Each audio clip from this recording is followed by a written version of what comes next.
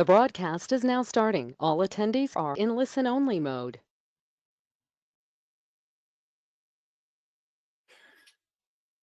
Good morning, everyone. Welcome. Welcome to our fourth public workshop for the Advanced Clean Cars II regulation development at the California Air Resources Board. My name is Joshua Cunningham. We continue to see this set of regulations on passenger vehicles as critical for the state to address climate change and air quality. In today's workshop, our team will present remaining regulatory draft proposals that we would like stakeholder feedback on prior to completing our economic impact analysis this fall and winter. Some of the material today will be new, but much of it will be reflective of updates to prior regulatory provisions where we've worked to incorporate ideas from stakeholder comments and evolving thoughts from staff. We are eager to hear any and all perspectives from participants today. To get us going, let me turn over to Shobna Sani, manager of my program on the LEV regulatory efforts, to start the webinar.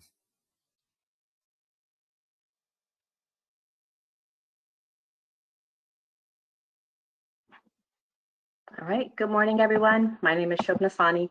I manage the Low Emission Vehicle Regulation section in the Sustainable Transportation and Communities Division at the California Air Resources Board. Welcome to our fourth workshop for the Advanced Clean Cars II rulemaking. I know we have a lot of material to cover today, so let's get started. This is a 4-hour workshop, but don't worry, this workshop is being recorded and will be posted if you have to miss portions of the workshop. The slides that we are presenting today are available for download in the handout section of your GoToWebinar control panel. Note that the slides are only available for download through GoToWebinar while this webinar is running. So I would encourage you to download these now. We will also, of course, post these on our website. However, this process will take a few days. The recording of today's webinar will be posted there as well. If you are subscribed to our mailing list, you will receive an announcement when these materials are available on our website. Next slide, please. Throughout the workshop, there will be breaks for questions. Please use the question box in our GoToWebinar control panel. As you may have noticed, all attendees are muted. We may unmute you to clarify your question or send you a chat message. If we have time, we may unmute some attendees that have questions, so please raise your hand if you would like to have your question read out loud and answered live. We'll try to get to as many questions as possible, but if we don't get to yours during this webinar, please email them to cleancars@arb.ca.gov. Or if you are watching the recording for would like to ask a question, you can send it to this same email address. Please refer to the slide number in your question when possible. We want to acknowledge upfront that this is a long workshop and we will be presenting technical information today. If you would like to discuss the Advanced Clean Cars II rulemaking with us in more detail after this workshop, please do not hesitate to reach out to us using the Clean Cars email address. Written comments may be submitted using the ACC II workshop number 4 informal comment submittal form. Using this informal public comment form will allow the public to see the comments that have been submitted. Comments can be viewed on the ACC II workshop comment log webpage. As a reminder, you can always reach out to staff after the workshop if you have further questions or any of the materials we present today, and can submit comments to us on our proposal at any time throughout this rulemaking process. Next slide, please. Okay, we'll start today with updates to our low emission vehicle criteria pollutants proposal. That will be followed by the proposed changes to the zero emission vehicle regulation and the environmental justice optional credits. Then after a short break around 11 a.m., we will update you on our work on overall ACC II proposal costs and emission impacts. We will stop for questions after each of these topics before concluding with our next steps. I know there's a lot of technical material to cover today, and we have updates to proposals presented in earlier workshops. Although we will provide some background, if you would like to go back to some of the earlier workshop slides and recordings, they are still available on our website. With that, I'll pass it on to Marco to start on our first item. Good morning, everyone. I'm Marko Jeftich. I'm staff in the Sustainable Transportation and Communities Division. And today I will present an update of our light-duty criteria emission proposals.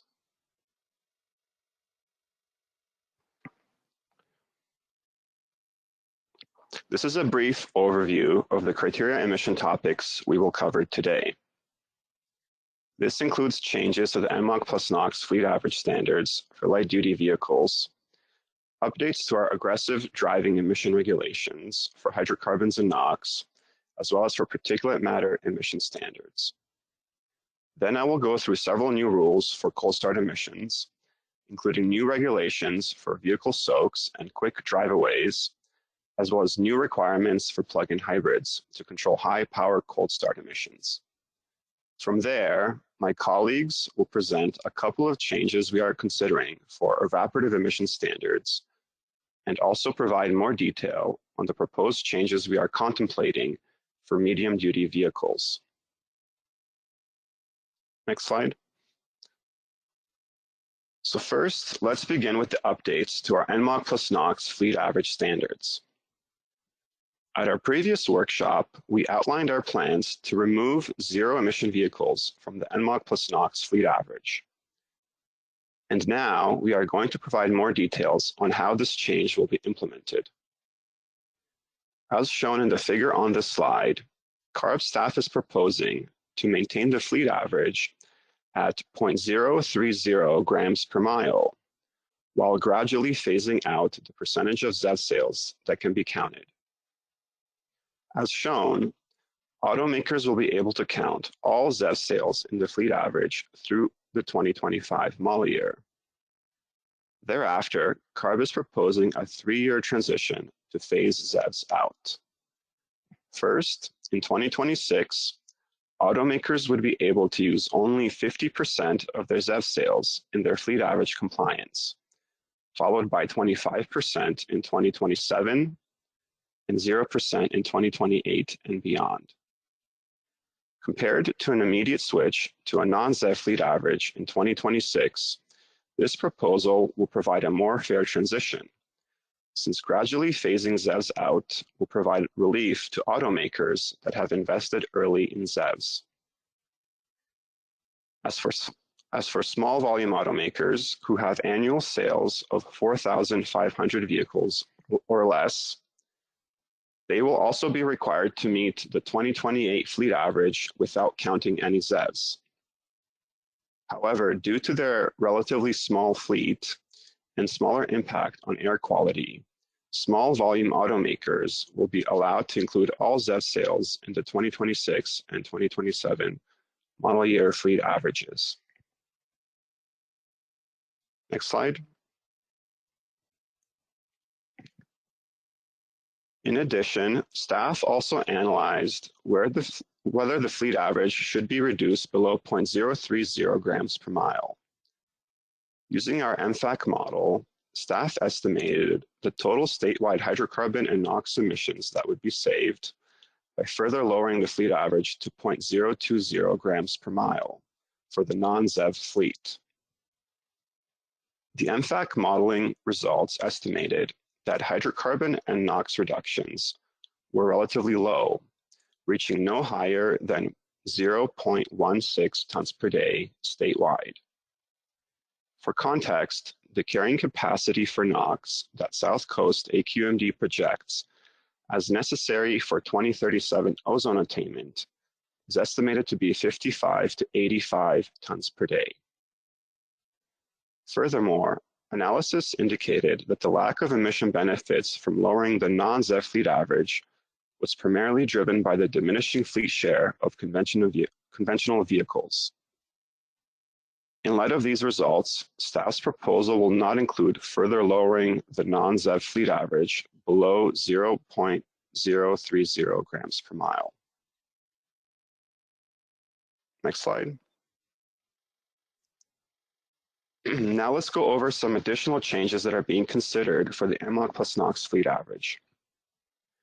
First, starting with the 2026 model year, staff will propose changing to one combined fleet average requirement for all passenger cars and light-duty trucks, rather than continuing separate fleet average requirements. This change stems from the fact that under current rules, light-duty cars and trucks will reach numerically identical standards in 2025.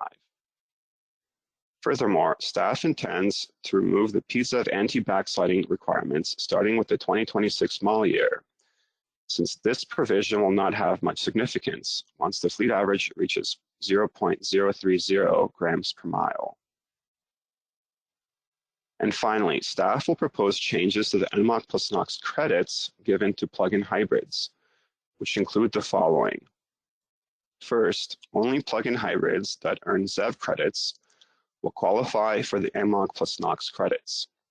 This is to better reflect that weaker plug-in hybrids do not provide as much emission benefit. Second, maximum credit will be adjusted to reflect the changes being made to the certification bins.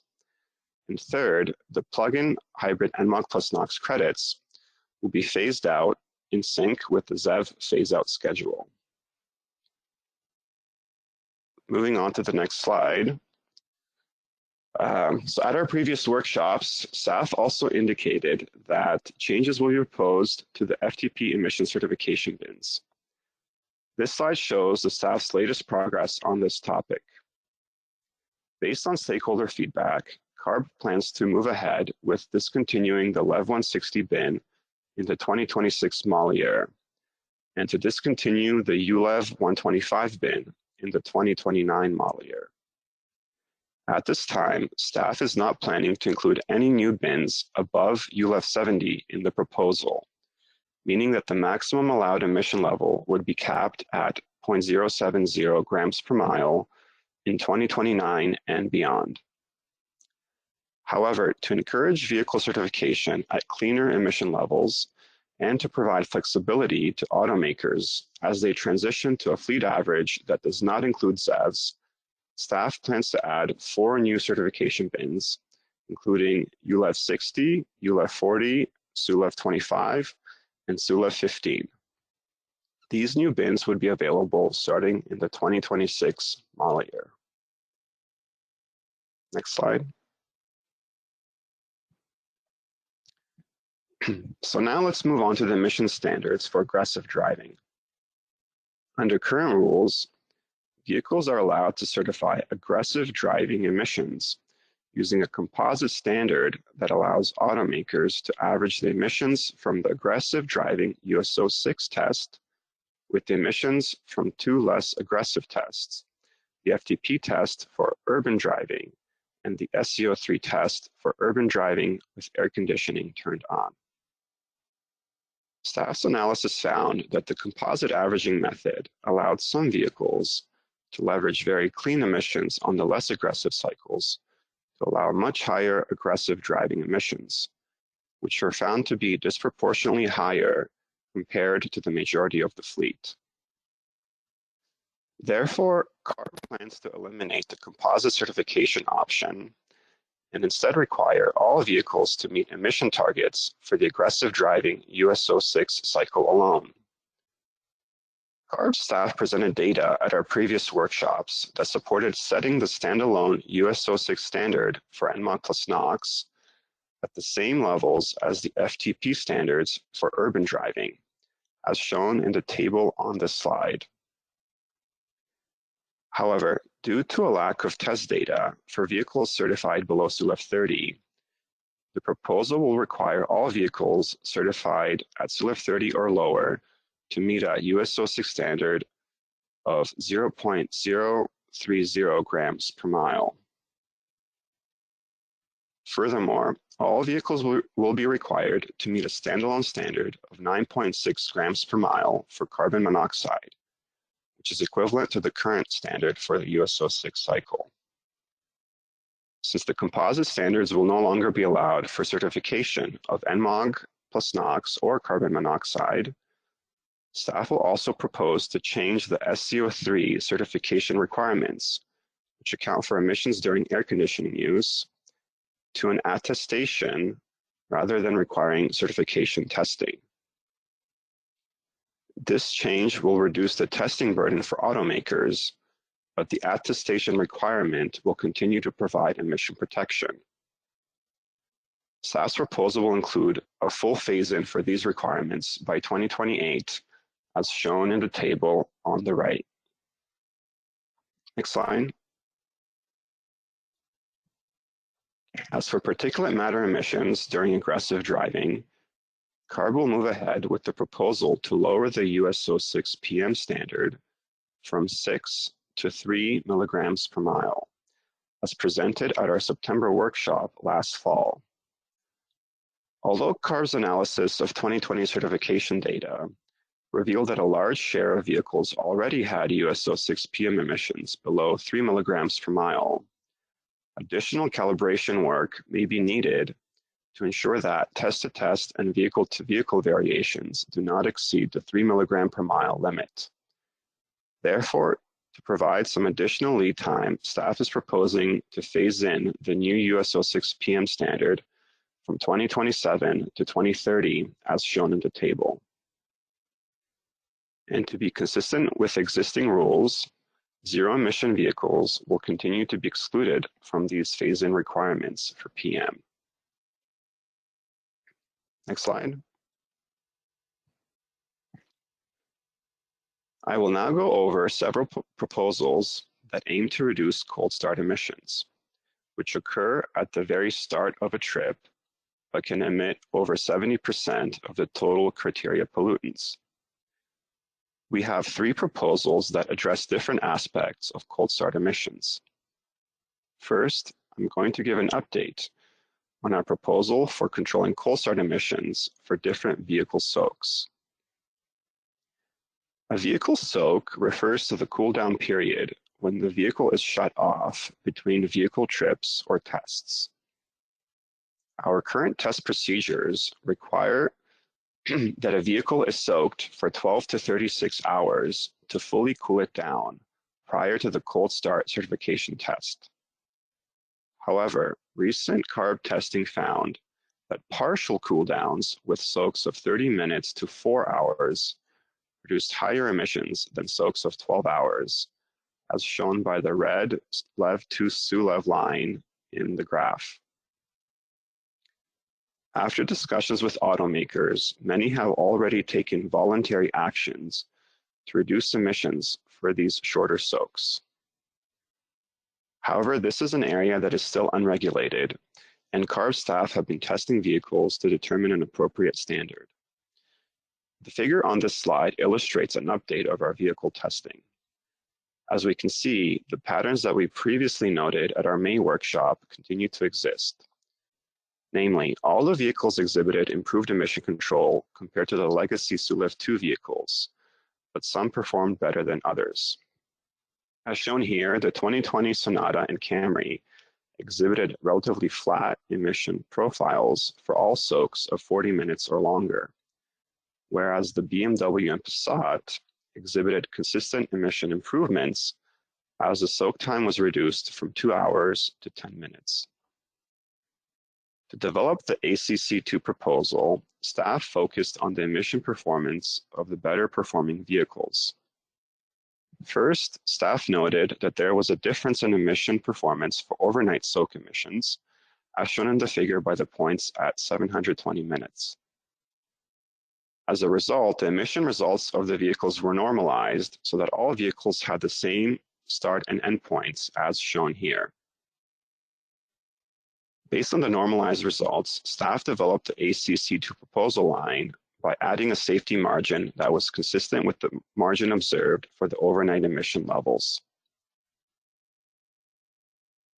And finally, staff used curve fitting to develop a 3-part linear curve as illustrated by the green ACC II line, defined by the 3 soak points at 10, 40, and 180 minutes. Based on this curve, vehicles will be required to emit below 50% of the FTP standard for a 10-minute soak and below 80% of the FTP standard for a 1-hour soak. Since a portion of the fleet would already be able to meet these targets, staff plans to propose a 30% phase-in for 2026 and a full phase-in by 2028. Regarding implementation, automakers will be required to attest that their vehicles will exhibit emissions below the ACC II curve for all SOAKs between 10 minutes and 12 hours, while continuing to certify FTP emissions for SOAKs of 12 to 36 hours. To verify that vehicles are meeting the ACC II emission targets, CARB's confirmatory and in-use compliance testing may be carried out at any SOAK between 10 minutes and 36 hours. And finally, staff utilized the MFAC model to estimate the emission benefits of this proposal compared to a flat emission profile as exhibited by the Camry and Sonata, and found that the ACC II proposal generated an emission benefit of 0.8 to 3.3 tons per day of hydrocarbons and NOx. These emission benefits provided further justification to proceed with this proposal. Next slide.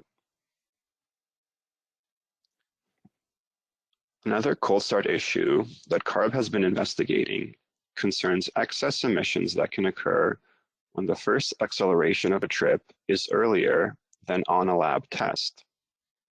Our current test procedures for the FTP cold start certification test stipulate that a vehicle will idle for 20 seconds at the start of the test, and most vehicles today are calibrated to rely on these initial 20 seconds of idle to gradually heat up the exhaust catalyst ahead of the first acceleration event. However, CARB's analysis of real-world data suggested that in-use trips have much quicker driveaways, with a median idle time of 14 seconds, while 25% of trips had an initial idle of 8 seconds or less. Vehicle testing was conducted by CARB staff to determine the emission impacts of a quick drive-away with a shorter idle compared to the FTP certification test with a 20-second idle. As shown at our May workshop, the test results indicated that quick drive-aways had, on average, double the emissions of the FTP certification test. The data also showed that there was a wide range in vehicle performance, as some vehicles were impacted much less by the reduced idles than others. These results suggested that some vehicles may need improved calibration to better control cold start emissions for quick driveaways.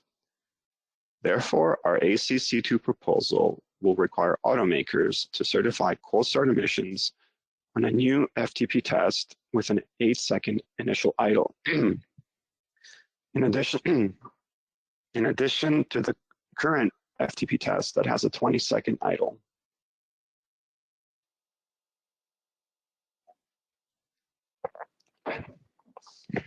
As shown at our May workshop, the test results indicated that quick driveaways sorry, just a sec.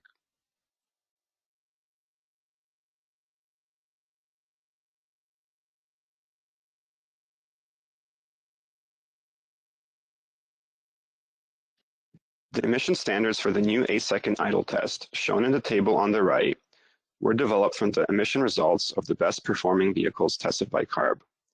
The proposed emission targets, shown in the table, reflect the values for a 3-phase FTP test, where phase 1 has an 8-second idle and represents emissions during the cold start phase, while phase 2 and phase 3 represent emissions from warmed up driving.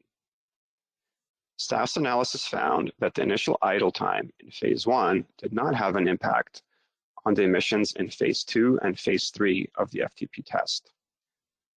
Therefore, to reduce test burden for automakers, staff will propose that the emission values for the phase 2 and phase 3 can be shared between the 8-second and 20-second idle FTP tests. Finally, since the emission targets were based on vehicles that already exist today, CARB staff is proposing to start with a 30% phase-in of the requirement in 2026 to have a full phase-in by 2028. Next slide.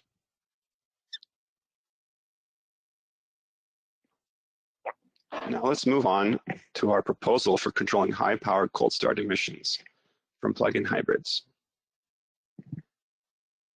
Plug-in hybrids can begin a trip driving fully electric, but if the driver suddenly demands high power, for instance, during a freeway acceleration, the combustion engine can suddenly turn on and there can be a big spike in emissions due to a lack of catalyst preheating.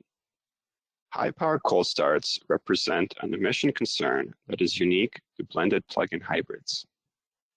Non-blended plug-in hybrids have stronger electric powertrains and do not need sudden assistance from the combustion engine to provide power, while conventional vehicles typically idle the engine at low power in the driveway or parking lot at the start of a trip, which allows some time for catalyst preheating. To determine the emission impacts of high-power cold starts, CARB staff tested various plug-in hybrids on numerous high-power test cycles, found that the emission impacts widely varied among the vehicles, as shown at our May workshop. To reduce the emission impacts of high-power starts, staff's proposal will require plug-in hybrids to meet a new emission standard for a new USo6 cold start certification test. The proposed emission targets for this test are shown in the table and were developed based on the best performing plug-in hybrids tested by CARB staff. Furthermore, since high-powered cold start emissions are primarily a concern for blended plug-in hybrids, the proposal will include an exemption from this testing requirement for any plug-in hybrid that is non-blended on the USo6 cycle, as defined by the ZEV Regulation, as my colleague Anna Wong will cover in more detail later today.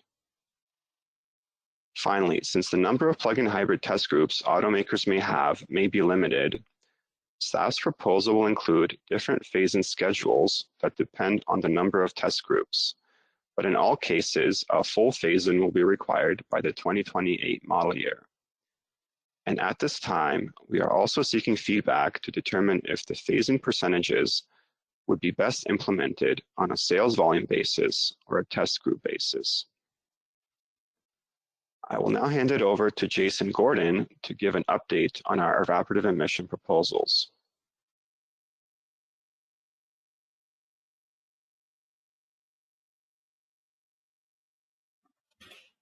Hello, I'm Jason Gordon, and I'm going to be covering the evaporative emission proposals today.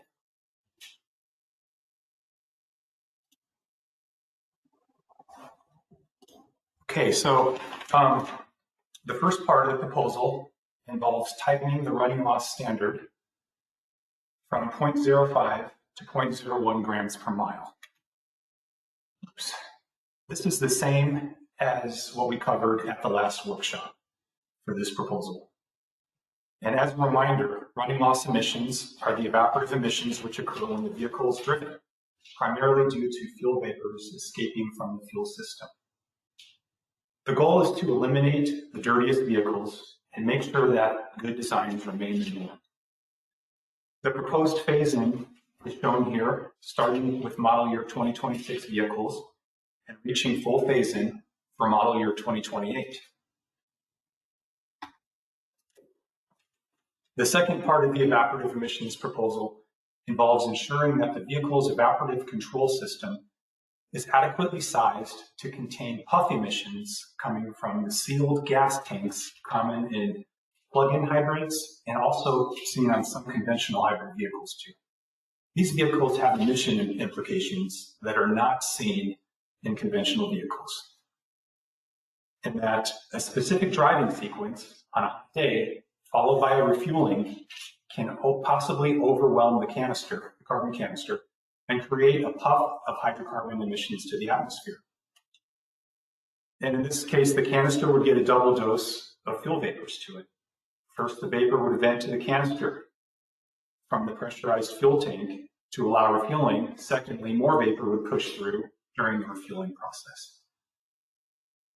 Our proposal will add a minimum canister size requirement using a prescribed equation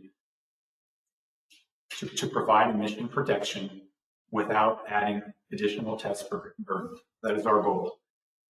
And our proposal is the same as what we shared in the last workshop, except, however, we did make some minor changes to the proposed compliance equation, which take into account stakeholder feedback we've received since then, and ultimately to improve accuracy to best reflect the worst case situation that you would see in the real world so that the canister would be adequately sized.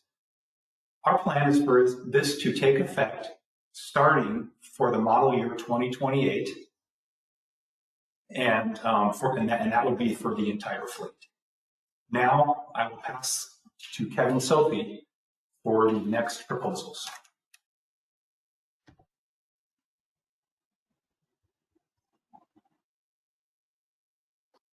Hi, I am Kevin Soti, and I will be going over our medium-duty vehicle proposals.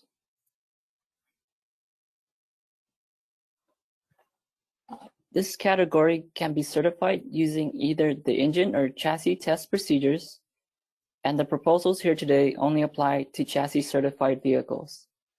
This slide has an overview of the 3 proposals that I will talk through in the next few slides. The first proposal for medium-duty vehicles is to reduce the fleet average and change the FTP emission bin options. The proposal is new and was not a part of our previous workshops. The proposed standards were determined using certification data and taking into account some improvements in later years. The second proposal is an update on standalone SFTP standards presented at the previous workshop. Similar to light-duty vehicles, we want to eliminate the SFTP composite standard and replace them with a standalone standard. In the next few slides, we will propose standalone standards and a phase-in for those standards. The proposed standards are based on certification and test data collected at CARB. The third proposal is an update from our previous workshop for a PEMS on-road standard that would apply to chassis certified medium-duty vehicles. Based on data and stakeholder feedback, we are proposing that this standard only apply to medium-duty vehicles that have a higher tow capacity. This would still meet our original intent of covering engine operation that went beyond what our certification chassis test cycles can cover. Next slide.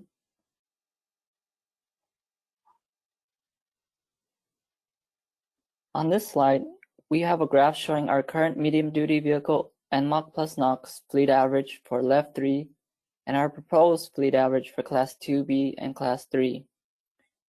This fleet average must be met by all test groups for a given manufacturer. On the left is our current fleet average standards for LEV III. Class 3 is shown in purple and Class 2B is shown in blue. The LEV III standards started in 2016 and continued to reduce until 2022 and flatline. The medium-duty fleet average standard would remain constant from 2022 to 2025 until our proposed ACC II standards. On the left, the purple and blue stars under the standards represent where we believe the actual fleet average emission levels will be at for model year 2021 based on our own calculations using the certification data for that model year. From our analysis, we saw that the entire medium-duty fleet average was well under the current standards and could meet more stringent fleet average standards going forward.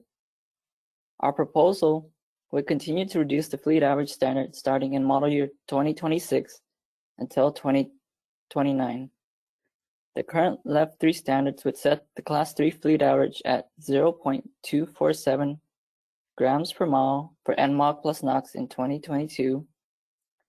Our ACC II proposal will continue to reduce the Class 3 fleet average over several years down to 0.175 grams per mile. For Class 2B, the LEV III standards would set the Class 2B fleet average at 0.178 grams per mile. Our ACC II proposal would continue to reduce the Class 2B fleet average down to 0.150 grams per mile. In addition, we are proposing that medium-duty ZEVs be removed from the fleet average calculations starting model year 2026. As the medium-duty fleet incorporates more ZEVs, taking ZEVs out of the fleet average will ensure we continue to get improvements from the ICE fleet. And next slide. So, as the fleet average reduces for chassis certified medium-duty vehicles, they will require lower FTP emission certification bins. Our ACC II proposal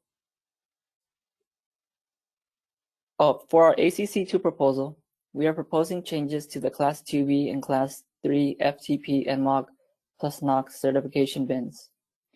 The two graphs show the new proposed bins in green, which will be available starting model year 2026. As we add lower bins, we will also be removing the higher emission bins. The existing bins from LEV 3 are shown in dark blue for both Class 2B and Class 3.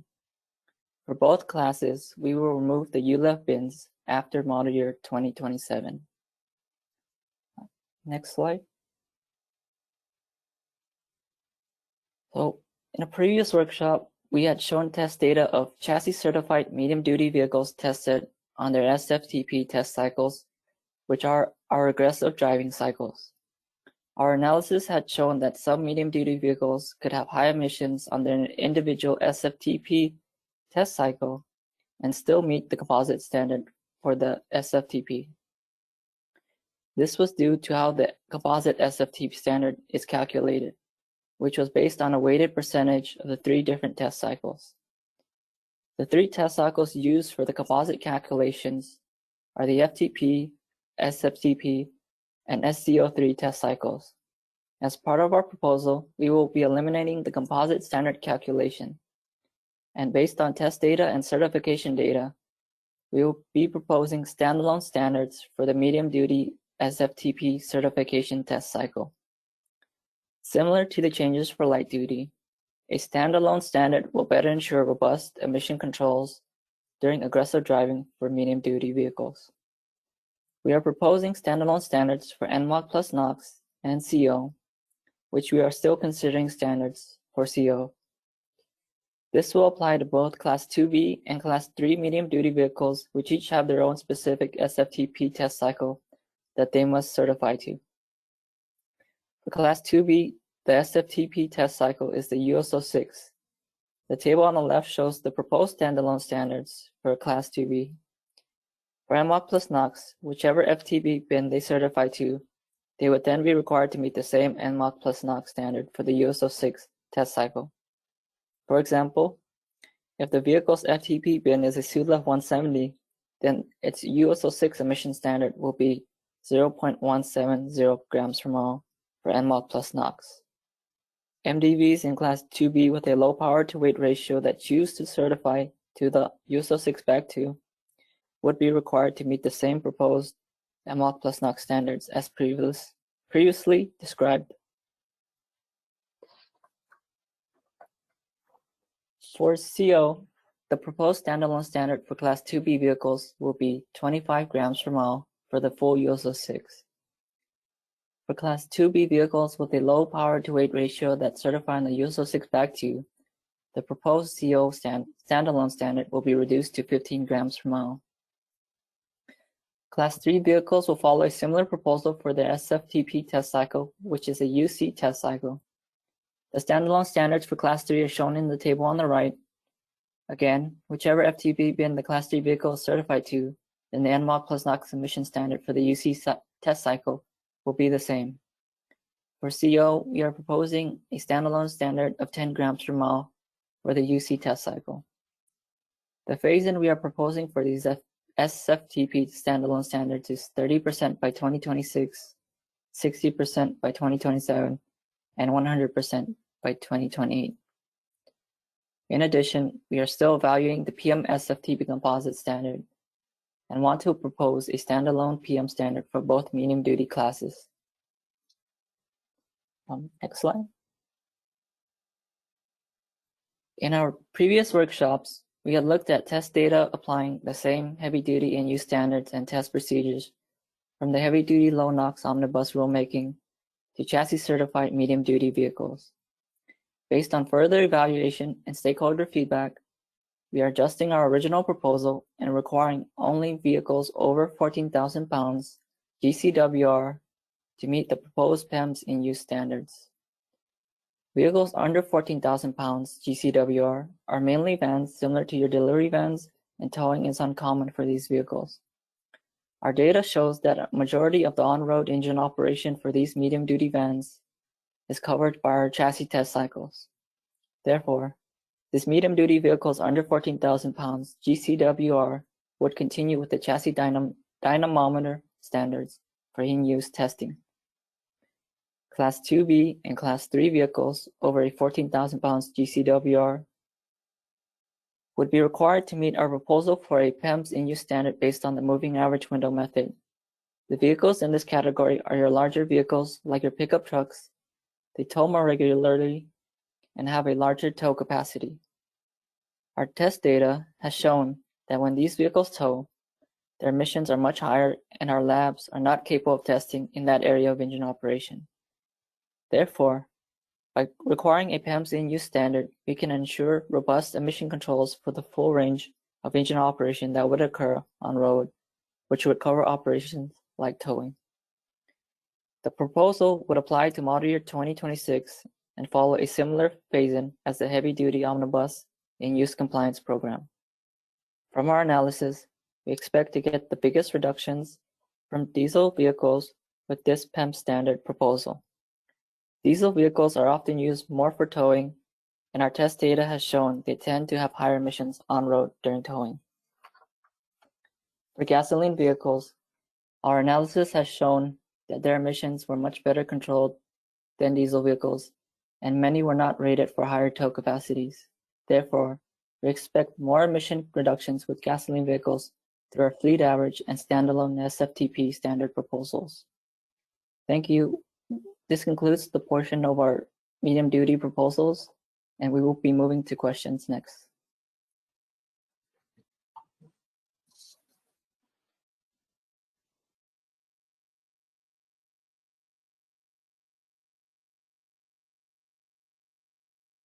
Thanks, Kevin. I don't see a lot of questions yet, so I'm going to give everybody about 5 minutes here. So we'll come back in 5 minutes and go through some questions that way. In the audience, if you have questions, please go ahead and type them in the questions box. And also we will come back if you would like to have, read out your question out loud and have it answered live, we can please go ahead and raise your hand and we'll call on as many people as we can. So 5 minutes from now, we will come back at 9:50 or so and answer some questions.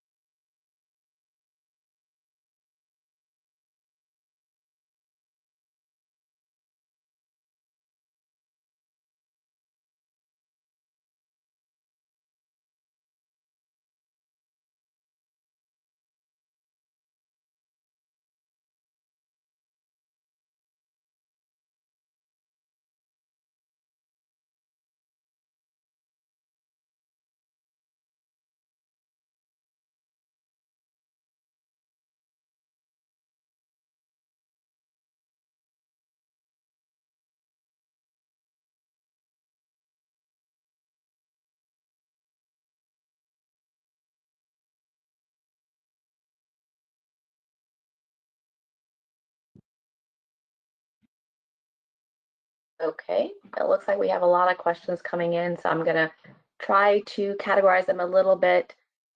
Jason, could you go to slide 14, please? And maybe we can answer those first.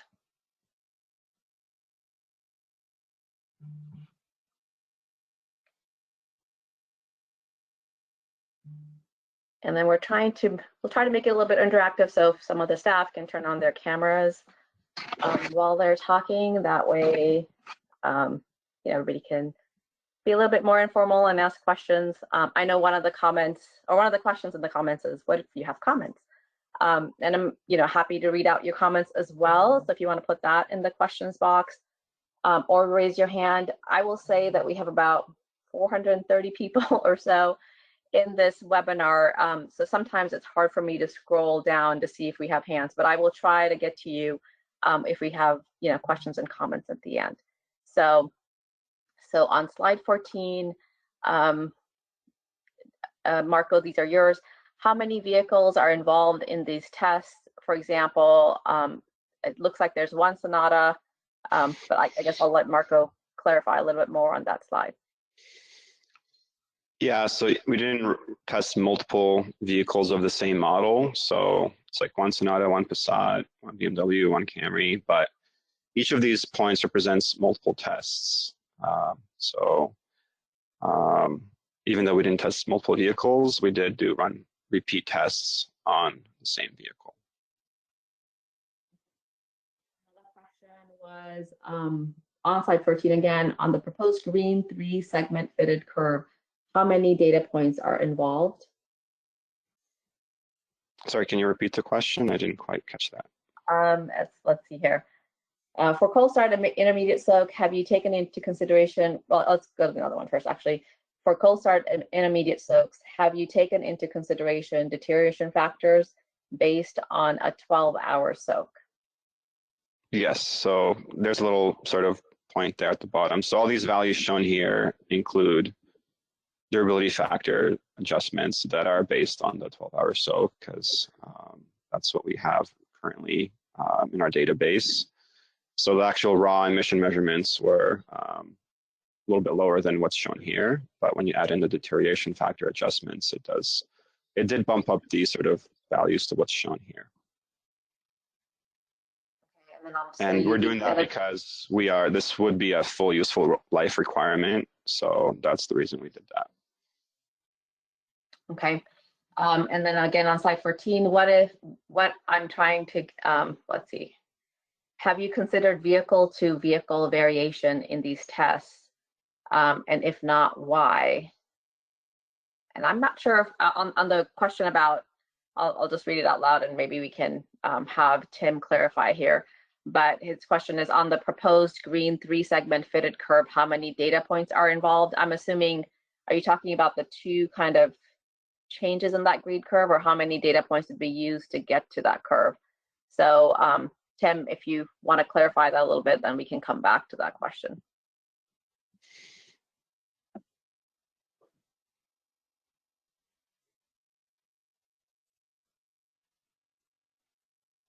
I have a whole bunch of medium duty vehicle questions, so I'm going to go ahead and read those out loud. And Kevin and Mike, if you want to answer those.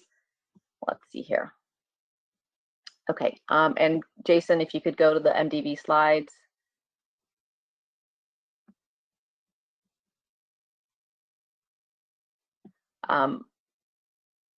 Okay.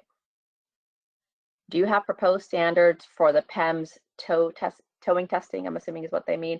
How heavy will the tow weight be? What type of driving conditions, road grades, wind, etc.?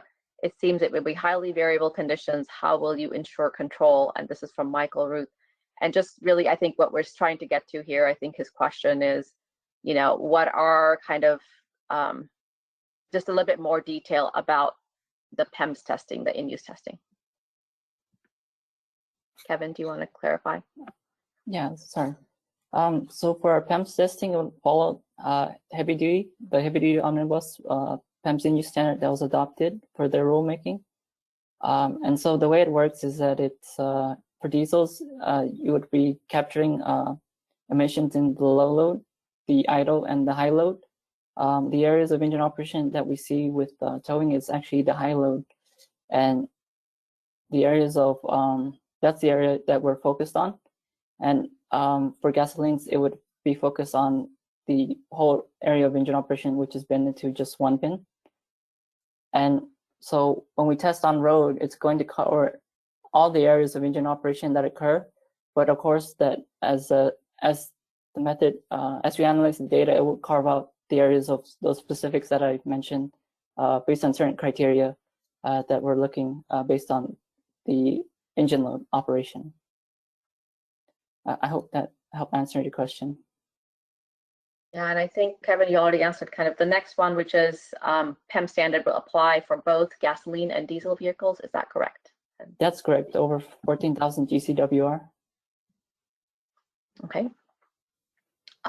For the medium duty towing standard change, have you modeled the impact of this reduction? It seems like it would be quite small, and what is the vehicle cost increases justified? That's the question there. And you know, I think we are in the process right now of looking at what the emission reductions would be, and you know how often they are towing. So we're not there yet. So in this workshop, we're not presenting those costs and emission reductions. We definitely will be taking that into account as we go further in analysis. So I don't know if anybody else had anything to add to that, Mike or Kevin. I think we are. I'm just going to say that yes, we are looking at that. We're modeling that. If anybody has additional data they're aware of on percentage of time towing, but we are looking at it. But the emission rate we see during some of that higher load operation is quite significant. So even if it's a small fraction of the time, like as low as 10% of the time, if the emissions are triple or quadruple what we see the rest of the time, it's actually a significant contributor. So as you know, you have to take both those categories out, the frequency of operation like that and the emission rate. So we are doing that as part of this analysis, but I don't have an answer for you today on what that impact is going to be. But because the emission rate is so high there, in some cases, it seems like it's going to be significant, even if the fraction of towing time is quite small. Okay, thanks, Mike. Marco, there's another question for you. And can you please clarify what you are defining as attestation for, it says USo 3, but I think what they mean is SCO 3 under this regulation. And can you explain how this would be monitored and enforced? Okay, so currently, the SCO 3 test is for testing sort of urban driving with air conditioning turned on. And automakers are required to do certification testing for this test and then submit the data to us, you know, to verify that they meet the standard. But we haven't seen any sort of like much dirtier vehicles than others in this area. It hasn't been an issue with more modern vehicles. And so what we are proposing is, instead of submitting certification testing data, to have a sort of submit a statement that they will meet the emission standards for the SCO 3 test. And then to verify this, so our current lab did not have the capability to do SCO 3 testing, but our new lab in Riverside, which we'll be moving into very soon, will have capability to do SCO 3 testing. So we do have authority to, you know, do compliance verification testing at time of certification, or also to do in-use testing. So we'd be able to do these things at our new lab in Riverside to sort of verify the attestation that vehicles are meeting the SCO 3 standards.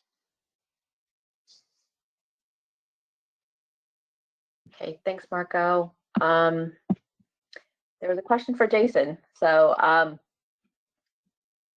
Jason, it was mentioned in some of our evap slides here that that some of the parameters were changed in the equation for determining minimum canister size for puff loss proposal. Will CARB post updated equation? Yes, yeah, I know we did post that at one of the previous workshops as far as what our what our proposal was back then. And we did change some of the coefficients slightly in the equation, and we plan to make those that new proposal public shortly. So I think it'll probably be within the next month or so that we'll put a draft out to the public on that. So that will be available. And if there's anybody that's chomping at the bit that wants to see that beforehand, feel free to contact me. If you already have my contact information, go ahead and contact me. And then also we have a slide, I think it's our last slide, that gives kind of general contact information, which will get back to you as well. Okay, thanks, Jason. Kevin, we have another one on MDV, so I'll read that. For the medium duty vehicle NMOC plus NOx, are the ZEVs phased out over time, or are all eliminated in model year 2026?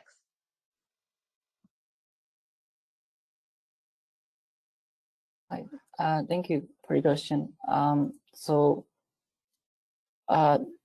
Medium duty ZEVs will not be included in the fleet average starting model year 2026. Currently, we do not plan to have a phase out because there are no medium duty ZEVs in the medium duty fleet currently. They are all ICEs, and so by not having ZEVs in the fleet, we believe that we can keep the best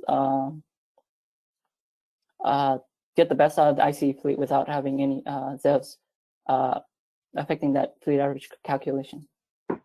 Yeah, don't forget on the medium duty that the fleet average flatline starting next year with 2020 or with 2022 model year, right? So basically, most people are already certified at 2022 levels and we flatline.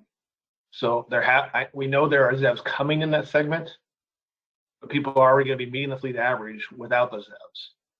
So if they're going to use the ZEVs, it means they're going to go backwards on the rest of their non-ZEVs and certified at dirtier levels going forward, right? So that's not a behavior we'd like to encourage or support, which is why we're coming out with our proposal, which is to remove them completely in 26 model year.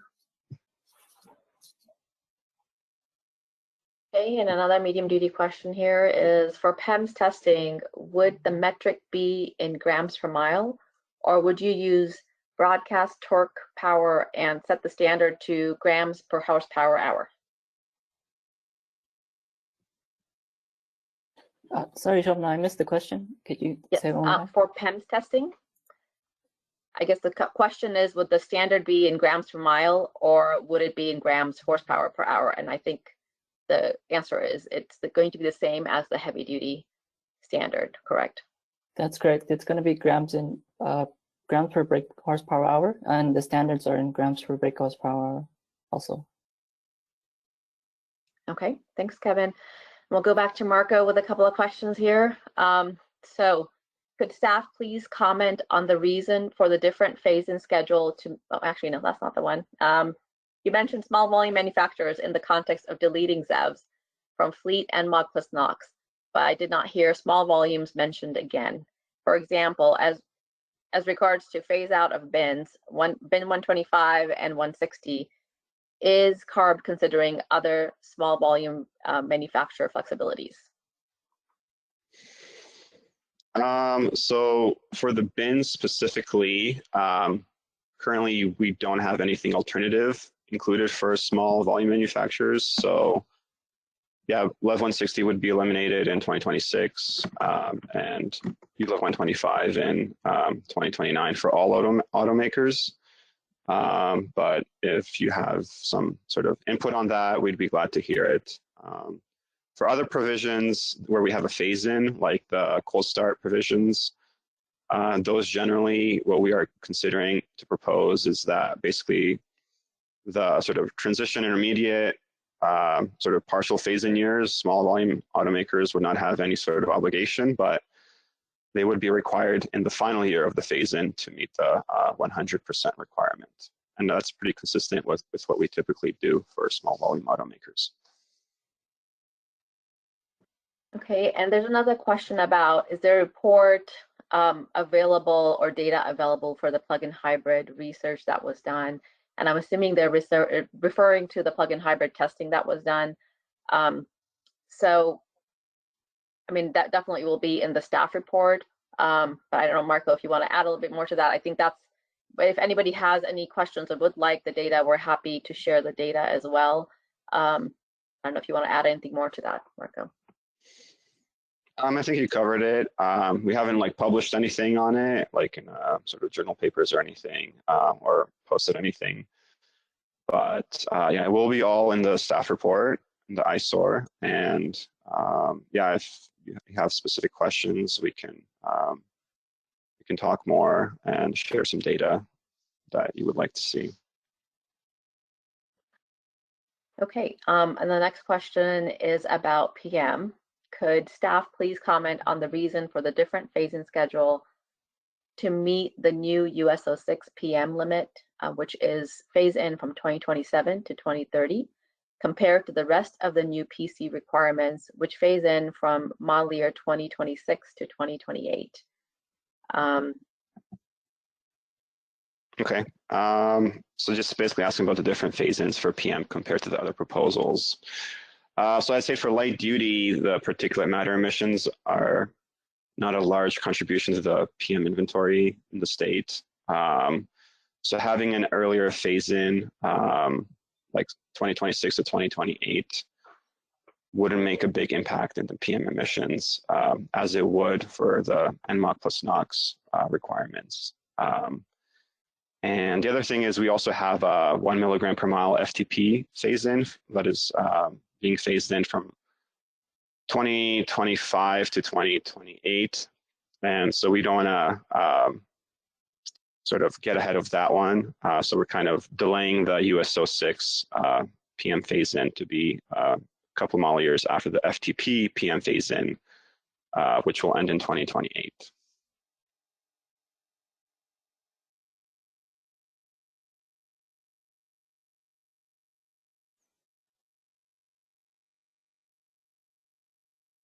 Okay, I think the last question we have is going back to slide 14. I think Tim had asked, just to clarify his other questions on the green line.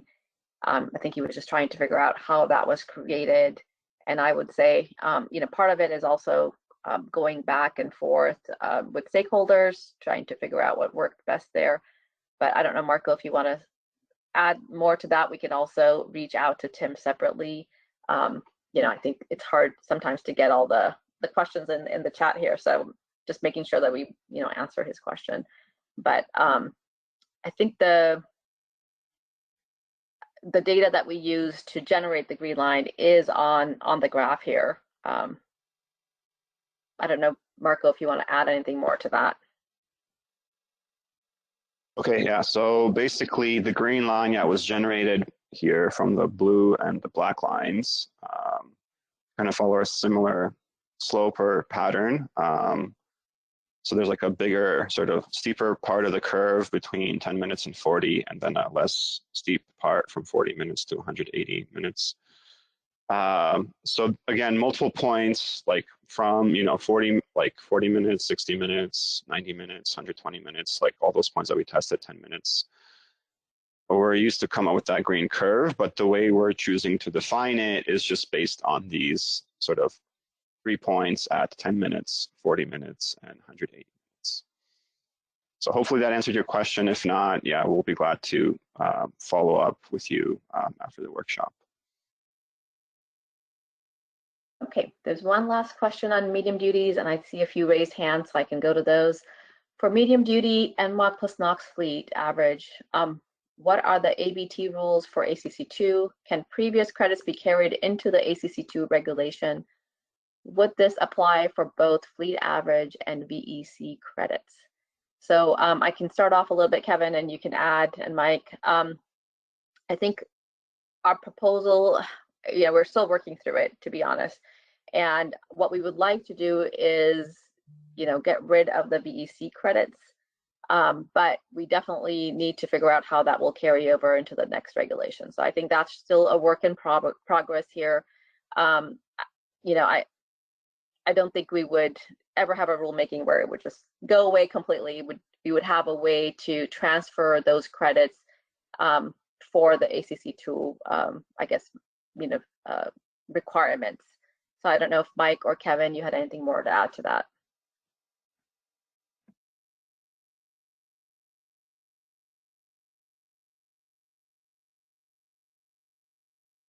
This is Kevin. I'll just say, yeah, we are working on how we would transition those credits. That's something we are looking at to see how that would work.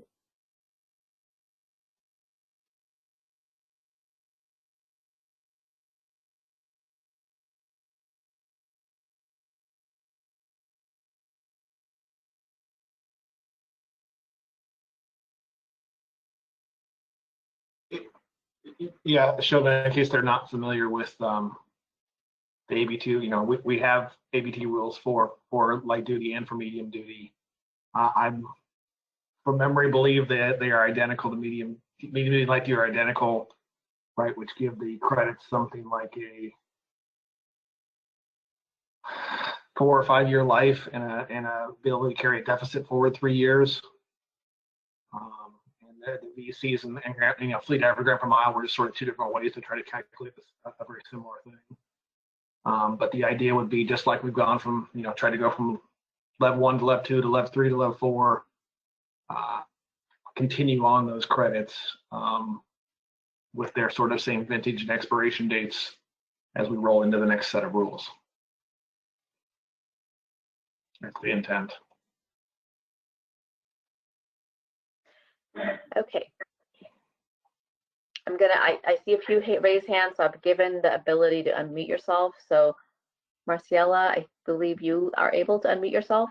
Let's try this out and see if it works. If not, we'll go back to questions. Go ahead. Hi, it's Mariela from the American Lung Association. I basically had some more comments. First, thank you for hosting this discussion today. It's incredibly important that CARB continues to focus on tightening the combustion standards and then provide real world emission reductions and deployment of ZEVs. So first, I wanted to say we support CARB's removing ZEVs from the fleet average for ozone-forming pollutants. This is important to ensure that the significant reductions achieved by ZEVs are no longer averaged into the emissions with combustion engines and therefore backsliding emissions that could be achieved. Second, we strongly support what CARB is doing to reduce emissions and cleaning up the combustion fleet from the following areas, such as setting a strong standard for smog-forming pollutants, standard to 0.03 grams per miles or less.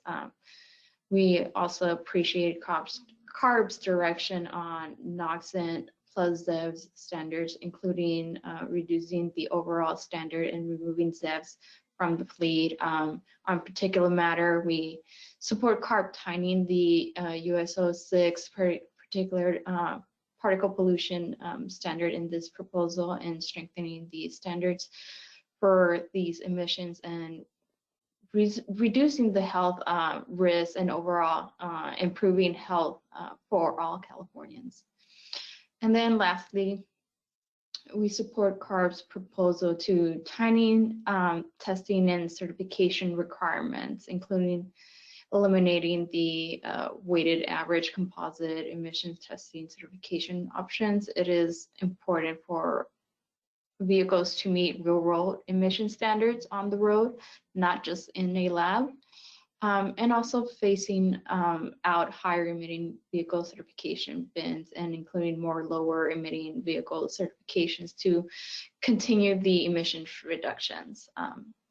So thank you so much, and we appreciate the work that you guys are doing. And that's it for right now. All right, thank you. Okay, we have just a couple of more, I guess just one more question on MDVs, and then we'll move on to our next presenter. For medium duty vehicles in use PEMs with a similar 3-year exclusion for cold start and heavy duty gas component protection be provided. I'm assuming that's similar to the heavy duty rule. So Kevin, do you want to answer that? If that is part of the heavy duty rule? Yes, that is a part of the heavy duty rule. The phase-ins for the CO exclusion, the cold start, I believe, is what you're referring to. But we are looking at a lot of the same phase-ins and want to apply that to our chassis certified medium duty vehicle PEM standard.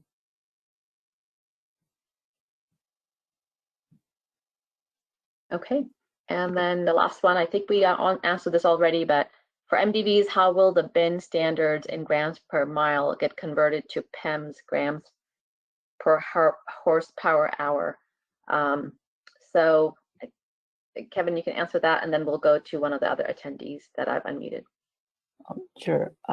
So the way it works, similar to how the heavy duty method works, is that you will need to use the FCL, which is a family certification limit, and that's based on how much CO2 per work is produced on the FTP test cycle. And for chassis certified vehicles, we want to use the FTP FCL, which would be the CO2, the amount of CO2 produced on that test cycle divided by the work produced on that test cycle. And then using that as a conversion factor, we can convert the emissions that is produced on road to grams per work. And then compare that to our bin standards. Okay, I think there's one other person with a raised hand that I've unmuted. So if you'd like to talk now, you should be able to.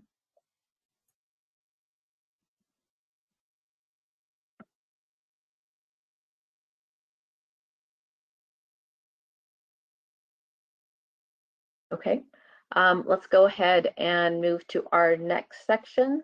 So Jason, if you want to bring up those slides.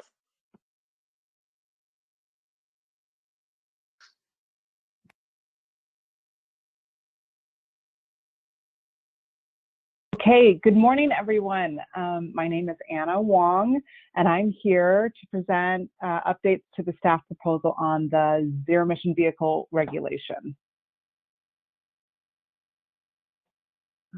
Okay, today I will give you a brief recap of where we stand with the ZEV proposals that have been presented in previous workshops.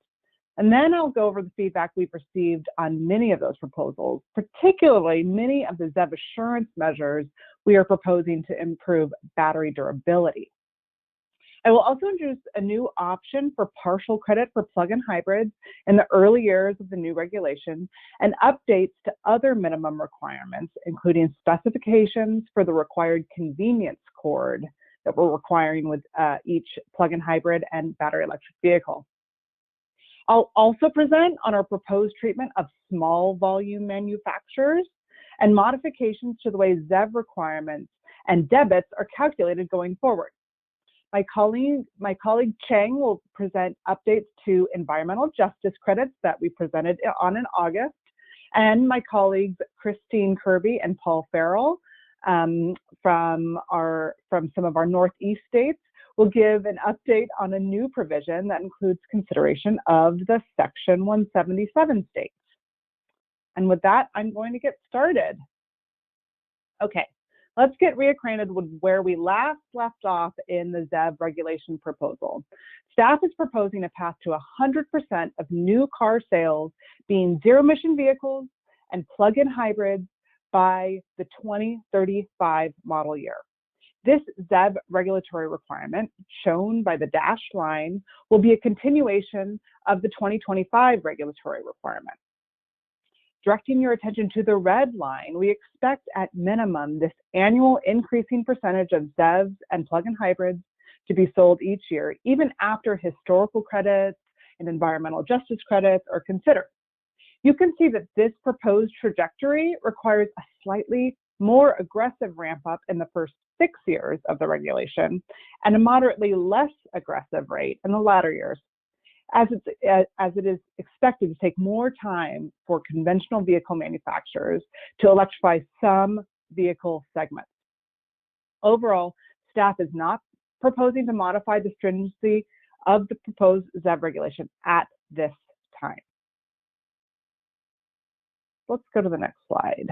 Okay, so how are we proposing that manufacturers are allowed to meet their annual ZEV requirement? First, manufacturers are required to produce zero-emission vehicles. And when I say that, I'm talking about battery electric vehicles and hydrogen fuel cell electric vehicles. In order to qualify, those vehicles must have at least 200 miles all-electric range, be capable of fast charging, be equipped with a convenience cord, and meet a set of ZEV assurance measures, many of which I'll be discussing the updates to those proposals in the next slide. Manufacturers can also fulfill their requirements by producing and delivering for sale plug-in hybrids that meet other certain technical minimums, such as 50 miles all-electric range, are certified to our super ultra low or SULEV tailpipe criteria emission bin. And as proposed in our May workshop, plug-in hybrid credits can only be used up to 20% of a manufacturer's obligation in any year, so those are capped. Staff has also proposed to allow manufacturers to use credits earned under the first Advanced Clean Cars regulation through the 2030 model year, and newly proposed environmental justice credits, which we'll discuss the updates to in the next slide.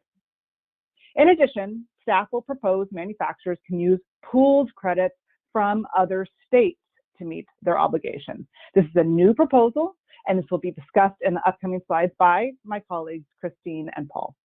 With that, let me turn to the updates in the proposals. In May, staff proposed the first of its kind durability requirement for battery electric vehicles and fuel cell vehicles to address concerns about range degradation over the life of the vehicle. Since the May proposal, staff has received feedback on the feasibility of manufacturers being able to meet a 15-year, 150,000-mile all-electric range test group durability requirement and a 10-year, 150,000-mile battery warranty requirement. Manufacturers have asserted that at this stage of technology development, as batteries are rapidly evolving, and it would be harmful to an emerging market to set a standard too stringent and raise costs that consumers wouldn't be willing to bear. Also, range is highly dependent on consumer driving and charging behavior, as opposed to being dependent on the vehicle technology or componentry, and even is dependent on average ambient temperature, which is not under the control of a manufacturer. Batteries also naturally degrade over time, even when sitting on a shelf. And while many vehicles have certainly accumulated significant mileage, very few have been on the road to really understand the role time plays in range degradation. Additionally, manufacturers have alluded to durability being slightly sacrificed with newer, less expensive battery technologies, which we depend on those costs to drive up volume. So these are all things we're considering as we take in industry feedback. Jason, let's go to the next slide. Okay, so weighing these concerns with the strong support for the May proposals from environmental groups, staff does agree that current and newly introduced battery electric vehicles lack data regarding the effective time on range and particularly battery durability. While the earliest battery electric vehicles are nearing age 10, current battery technology is not well reflected in those vehicles. However, in the absence of standards, much of the industry has coalesced around an 8-year, 100,000-mile warranty to 70% of original battery capacity, which does shed some light on the state of battery durability. Warranty coverage is a cost manufacturers consider, and likely very few current customers are making claims with the current battery warranties that are being offered. Predictably, this is where industry would place a minimum warranty standard for vehicles into the future. However, staff still believes it's reasonable to assume durability will likely increase given the rapid improvements seen in battery technology. Another question this feedback raises is the tolerance of the market of decreasing range over time. Research shows prospective buyers are concerned about electric range and may be less willing to accept degradation as earlier waves of consumers have. This becomes an even trickier calculation when drivers are asked to electrify their whole household fleet of vehicles. Our eye is toward the strongest proposal that helps pave the way toward 100% electrification. And the suite of ZEV assurance measures continues to be a cornerstone in that approach, not only for new car buyers, but for used car buyers who tend to be more value sensitive. So based on staff's assessment of this feedback, staff is proposing to modify both the ZEV durability and warranty requirements.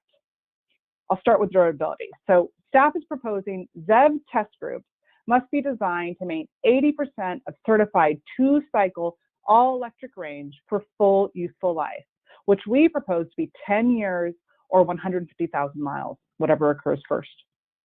As I just discussed, staff recognizes time as a factor that should be monitored. And at this time, battery electric vehicles have not yet been on the road fully to understand the effect of time on battery durability. So staff will continue to monitor development of battery technology as it progresses.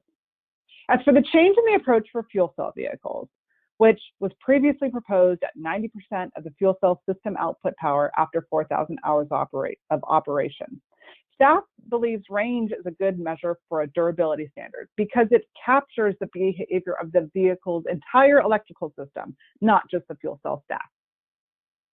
However, the 4,000 hours of operation originally proposed does align well with the same useful life timeframe being proposed. As was mentioned in the May proposal, in-use compliance is a way to enforce a durability standard. So for gasoline vehicles, manufacturers comply by doing self-testing of vehicles within each test group based on the population of the test group. Staff is proposing a less onerous way for manufacturers to comply with the proposed durability standard.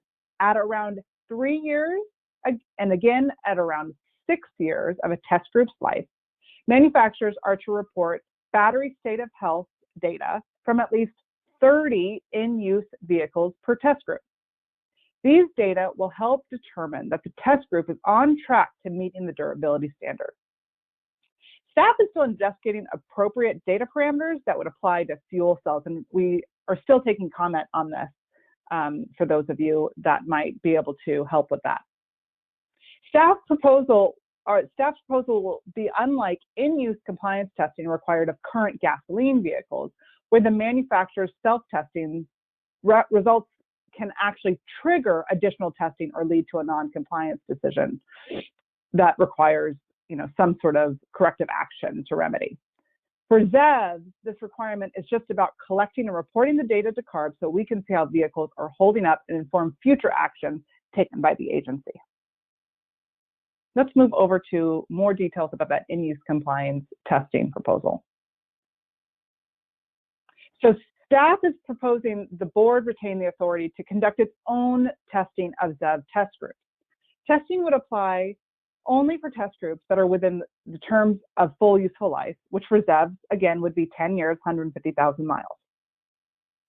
Staff proposes CARB has the right to procure and test 10 or more representative in-use vehicles using the same range testing required at the time of certification. CARB will declare a test group non-compliant if 3 or more of the 10 vehicles or 30% of the vehicles fail the range testing. And like with conventional vehicles, manufacturers would require to remedy the violation of the standard. And that's something I'll discuss in a few minutes. I do want to spend a minute on this phrase, representative vehicle. This is a way to exclude vehicles from the in-use test sample that would unfairly cause a manufacturer to fail the standard. Staff is proposing representative ZEVs have the same characteristics that would define gasoline vehicles as representative. So they'd have to be California certified and registered, still within full useful life, no indication of abuse, no major repairs after a collision, and no identifiable issues that would jeopardize the safety of the test engineer. we are proposing 2 additional qualifications for ZEVs. And that is that the vehicle not have an excessive amount of vehicle-to-grid operation, nor have an excessive amount of fast charging events, as those factors have shown some unrepresentative battery and range degradation to the vehicles. Let's move on to the updates to the minimum warranty requirements. Okay, staff is also proposing to update its battery warranty proposal. And we're proposing at this time the minimum battery warranty period be shortened to 8 years or 100,000 miles, whichever occurs first. However, instead of allowing manufacturers to choose their level of coverage, staff proposes a warranty failure to be triggered if the battery state of health falls below 80%. As I've noted before, the current industry standard for battery warranty coverage is down to 70% battery capacity. Staff believes improvements in battery chemistry and even step changes to new battery chemistries could lead to gains on battery durability, and that 80% threshold is appropriate for vehicles 5 years from now. Additionally, staff is proposing manufacturers will begin reporting on powertrain components and battery warranty failures. When more than 4% of vehicles within a test group have verified warranty claims on a single component, manufacturers will be required to submit a corrective action plan. A few more details on these ZEV assurance measures, and then we'll move on to some other proposals.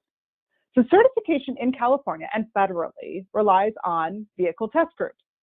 And these are typically representing vehicles with similar powertrains and emission deterioration characteristics that are certified to the same criteria emission bin. As more and more ZEVs are certified in California, it's important to have a specific way of defining test groups for ZEVs. So staff is proposing manufacturers use good engineering judgment to group ZEVs by expected powertrain deterioration, battery configuration, motor configuration, and vehicle class. If applicable, manufacturers will need to disclose if they're certifying 2 different ranges to a single test group.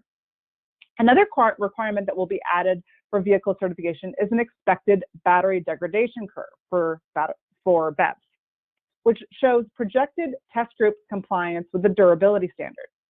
This information will be held as confidential business information, but could be used when approving manufacturers' plans to repair batteries under corrective actions when, let's say, they fall outside of the durability standard or they trigger that warranty failure that I had mentioned before. Okay, moving on from ZEV assurance measures into some other proposals. So all of these ZEV assurance measures would be required for new ZEVs that are going to help manufacturers meet their ZEV requirement. I'm going to shift gears a little bit to talk about the updates to minimum requirements, and I'm going to start with plug-in hybrids. Mostly, staff's proposal remains the same. However, some manufacturers had concerns about plug-in hybrids currently certified that fall just out of meeting those new minimum standards. Most vehicles follow a 5-year design life. Therefore, vehicles that have just been introduced or are soon to be introduced will likely run through the first few years of Advanced Clean Cars 2. Therefore, staff is including a 3-year phase-in option for 2026 through 2028 model year plug-in hybrids with more than 30 miles all-electric range. On the next slide, I will go into how these vehicles will actually be counted and given partial crediting. Staff is proposing a few other requirements for plug-in hybrids. First, as I just discussed on battery warranty, plug-in hybrids will be required to meet the 8-year or 100,000 mile at 80% state of health requirement. Additionally, staff is proposing that plug-in hybrids are equipped with a larger onboard chargers to support greater all-electric range and ensure more electric miles. Lastly, convenience cords will also be required to be supplied with each vehicle, and I'll discuss the details of those requirements in my next slide. How will these count? How will these phased-in plug-in hybrids count? Staff is proposing to rescale the current plug-in hybrid formula to align with the future plug-in hybrid requirements, with the built-in assumption that a 50-mile all-electric label range with USo6 capability represents the maximum value of one vehicle. So that was again, those are the minimum standards that we proposed back in May that all plug-in hybrids have to meet in order to count as a part of a ZEV requirement. So for this equation, we're proposing that all electric range would be divided by 100 as it is with the current equation. And then a value of either 0.35 or 0.2 would be added based on the ability of the plug-in hybrid to complete 10 miles all electric range on the USo6 test cycle or not. For example, a plug-in hybrid with 40 miles of label range with USo6 capability would receive 3/4 value or 0.75. These partial value plug-in hybrids can be used in the same way as other plug-in hybrids to meet a manufacturer's requirement, meaning they would fall under the same 20% cap and have a 5-year life before expiring.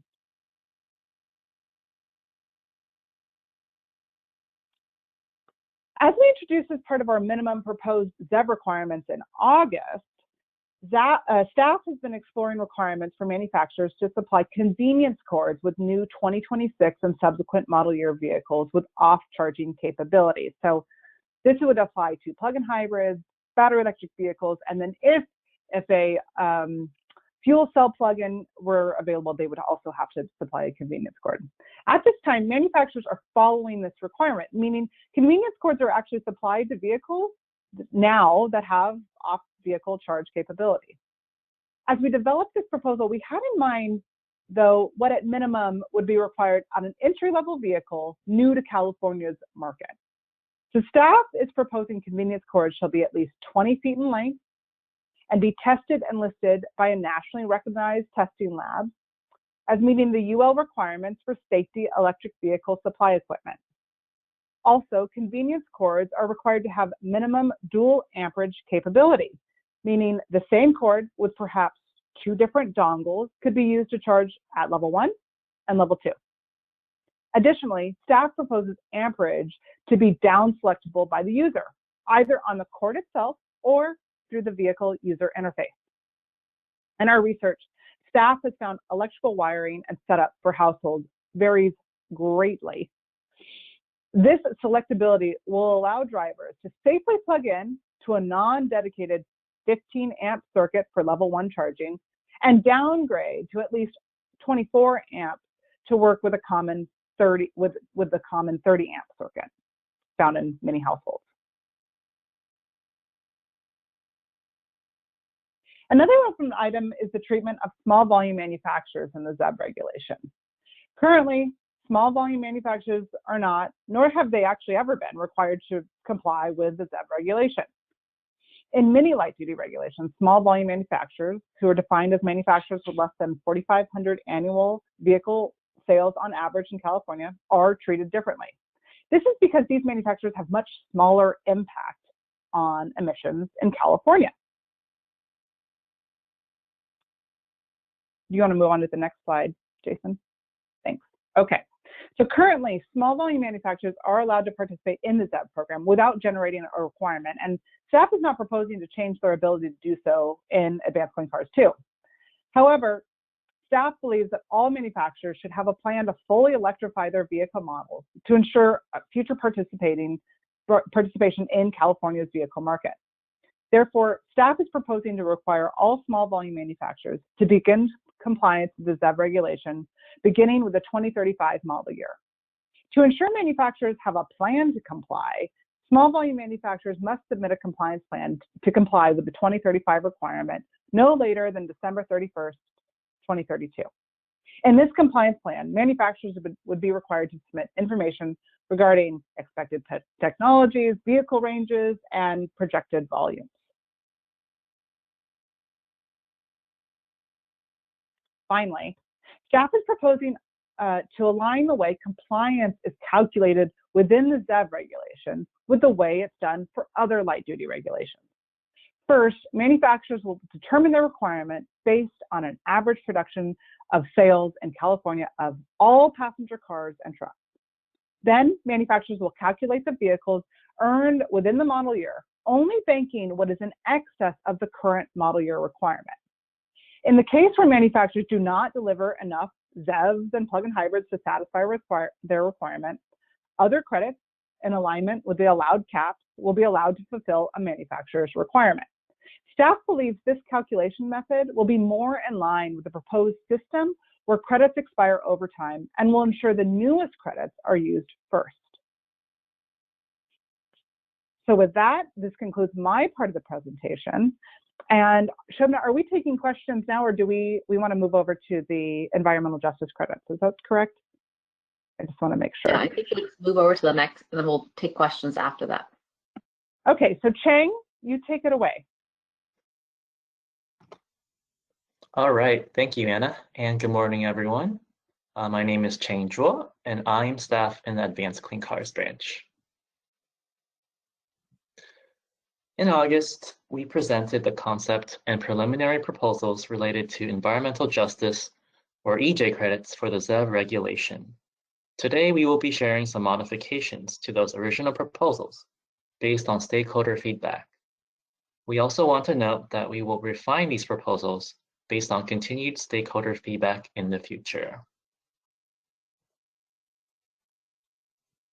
CARB staff have investigated actions to help accelerate making the cleanest cars more accessible to our priority communities.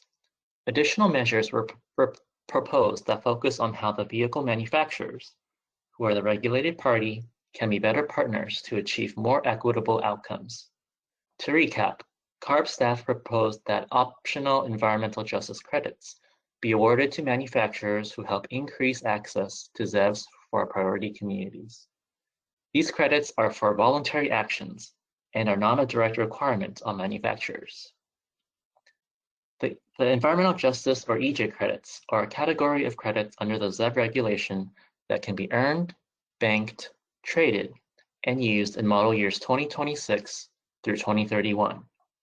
After model year 2031, these optional EJ credits will expire. There is also a 5% cap on the number of EJ credits that can be used in any given year to fulfill a manufacturer's credit obligation. There are two categories of optional environmental justice credits CARB staff have proposed. The first focuses on community-based clean mobility programs, and the second on used ZEVs. We will now discuss proposed updates to these two EJ credit categories. The optional EJ credit focused on community programs is intended to increase ZEV mobility and access to clean transportation options for priority communities. As proposed, this EJ credit can be earned by manufacturers for each new zero-emission vehicle or plug-in hybrid electric vehicle that they provide at a discount for community-based clean mobility programs. CARB staff originally proposed that the percent discount off a new ZEV or PHEV be based on a discount table with varying MSRP ranges. Instead, staff are proposing that all vehicles eligible under this community program category be offered at a minimum 25% discount. This modification helps reduce confusion we heard about the previous discount table and provides more clarity to potential recipients of the discounted vehicles. Additional details on the other eligibility requirements to earn community program EJ credits can be found in our August workshop materials. Next slide. Okay. CARB staff also proposed that manufacturers can earn environmental justice credits for used ZEVs coming off lease. The intent of this proposal is to increase access to more affordable used ZEVs for consumers in California.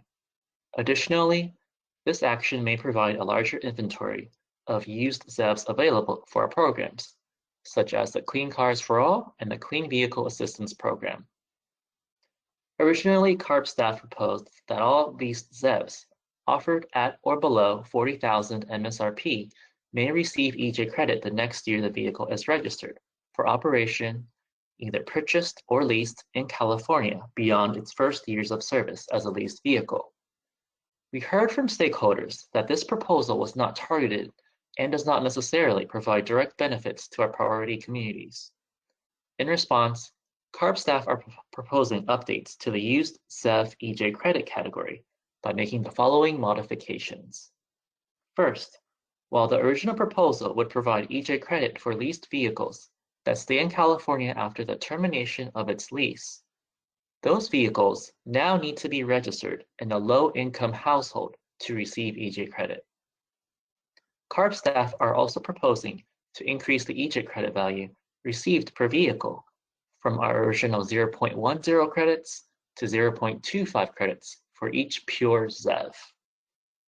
While we only allowed pure ZEVs in the original proposal, we are also now including plug-in hybrids as eligible ZEV technology. This is based on stakeholder feedback that vulnerable communities may welcome the assurance that a dual fuel vehicle solution provides, and that PHEVs may be a popular vehicle choice for low-income communities. PHEVs can now receive 0.20 EJ credits if they are retained off lease and placed within a low-income household. The last modification to this credit category is the removal of the 40,000 MSRP cap. CARB staff originally proposed this cap to ensure the proposal was focused on affordable ZEVs. However, since we are refining the proposal here to ensure that the vehicles are placed within low-income households, we do not believe there is any reason to impose a MSRP cap. The addition of all ZEV technologies and the removal of the MSRP cap will allow consumer choice in the used vehicle market that best suits individual needs. To summarize, the community program EJ credit is available for new plug-in hybrids and zero-emission vehicles that are offered at a 25% discount and placed in service in a community-based clean mobility program. As proposed, each PHEV must have a 6-seat capacity or more and can earn 0.40 credits, EJ credits, while each ZEV earns 0.50 EJ credits. The EJ credits for used ZEVs is now applicable for both ZEVs and PHEVs. Each PHEV that is registered in a low-income household in California after the original lease term can earn 0.20 EJ credits, while each ZEV can earn 0.25 EJ credits. CARB staff's goal is that through these environmental justice credits, in addition to the already proposed ZEV assurance measures, minimum technical requirements, ZEV stringency proposal, and LEV emission reductions, the ACC II rulemaking will provide great benefit to our priority communities. However, these regulatory provisions are only one part of a larger system of equity-focused initiatives that CARB and the state are leading, as highlighted by the recent state budget, which provides substantial investments to support an equitable transition to passenger vehicles and zero-emission technologies. These provisions include an upfront investment of $525 million to support CVRP for the next 3 fiscal years, $150 million for clean transportation equity projects, with $75 million of that earmarked for Clean Cars for All, and appropriations in the next 2 fiscal years, totaling $250 million to expand Clean Cars for All statewide. Next slide. We will now take a break for questions.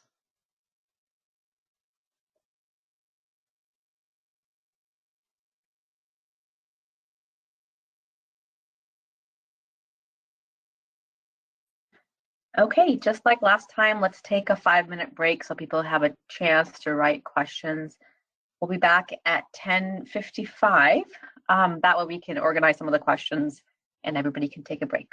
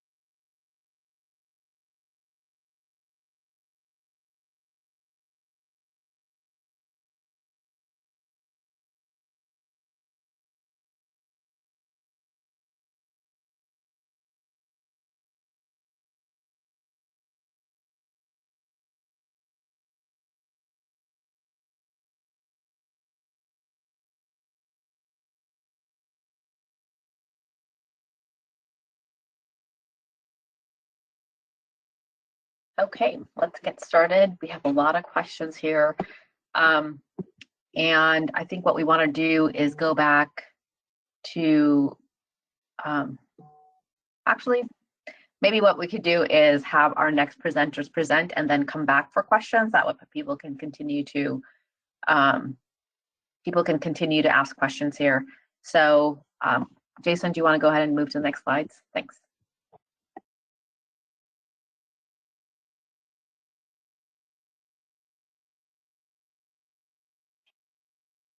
So can you hear me? It's Christine Kirby. Yeah, we can hear you, Christine. Okay, do you want me to start?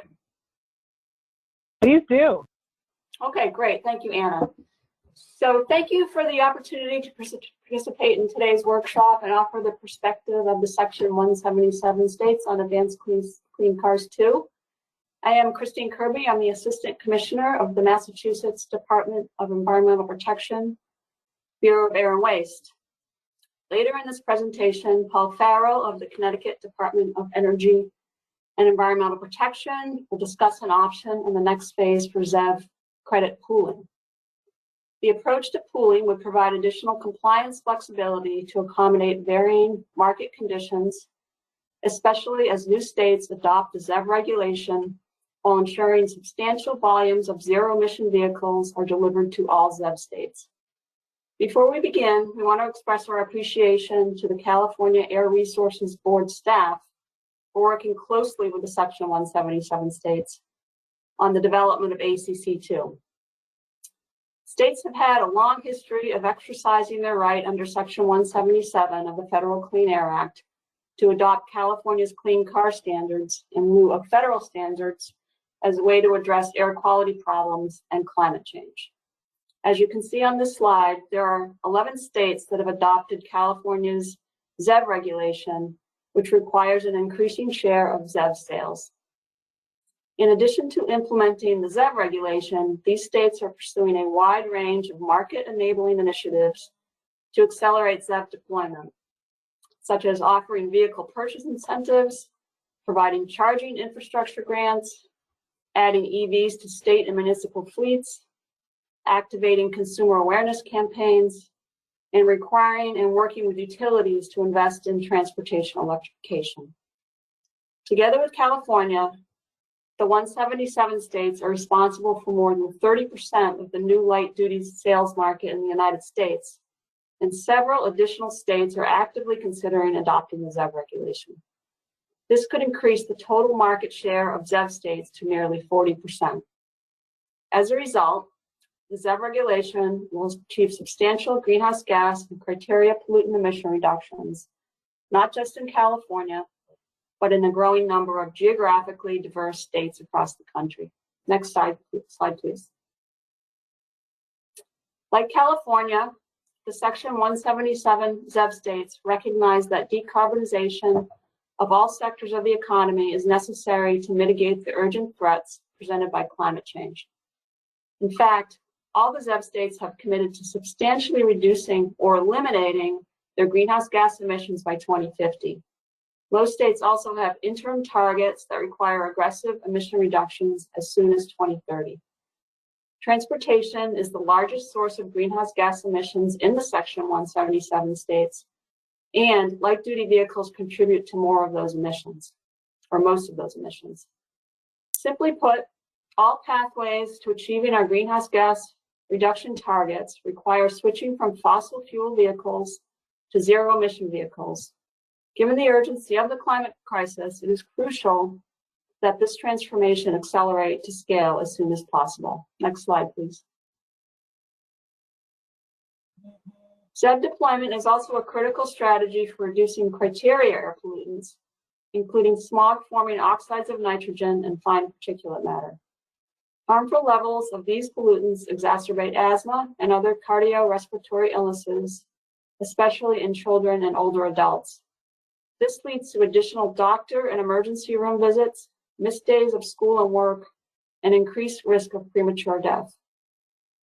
Transitioning to ZEVs is a necessary step for our states to achieve and maintain attainment with the National Ambient Air Quality Standards for ozone. This is a persistent threat in the Northeast and in Section 177 states and other parts of the country. This is also critical to providing improved public health outcomes, especially in our frontline and environmental justice communities located near heavily traveled transportation corridors that are overburdened by pollution from on-road transportation sources. Thank you, and I will now turn it over to Paul Farrell.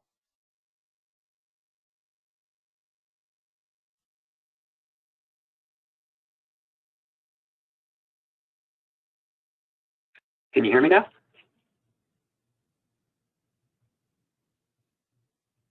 Yes, Paul, we can hear you. Hello? You can hear me. Oh, okay, great. I'm just wondering, there's always a technological glitch in these events, so I just hopefully it won't be me. But thank you very much, Christine. Thank you, Anna, and thank you for the opportunity to speak today. The ZEV regulation has been successful in increasing sales of light-duty plug-in EVs as ZEV states consistently outperform both non-ZEV states and the national average for electric vehicle sales.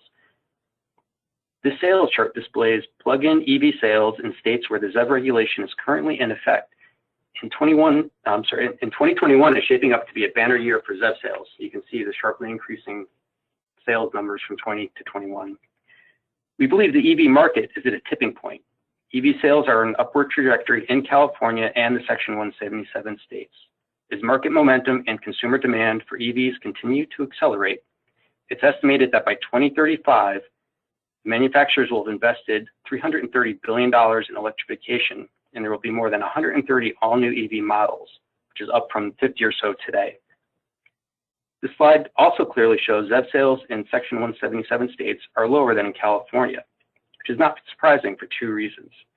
First, California's ZEV market has had more time to mature, and second, the Section 177 states are still feeling the impacts associated with the travel provisions from earlier ZEV rules, which essentially allowed manufacturers to delay marketing ZEVs in Section 177 states for years. Thus, when considering flexibilities to address varying market conditions in California and the Section 177 states, it's important to be mindful of the long-lasting impacts that regulatory flexibilities can have on our ZEV markets. Next slide, please.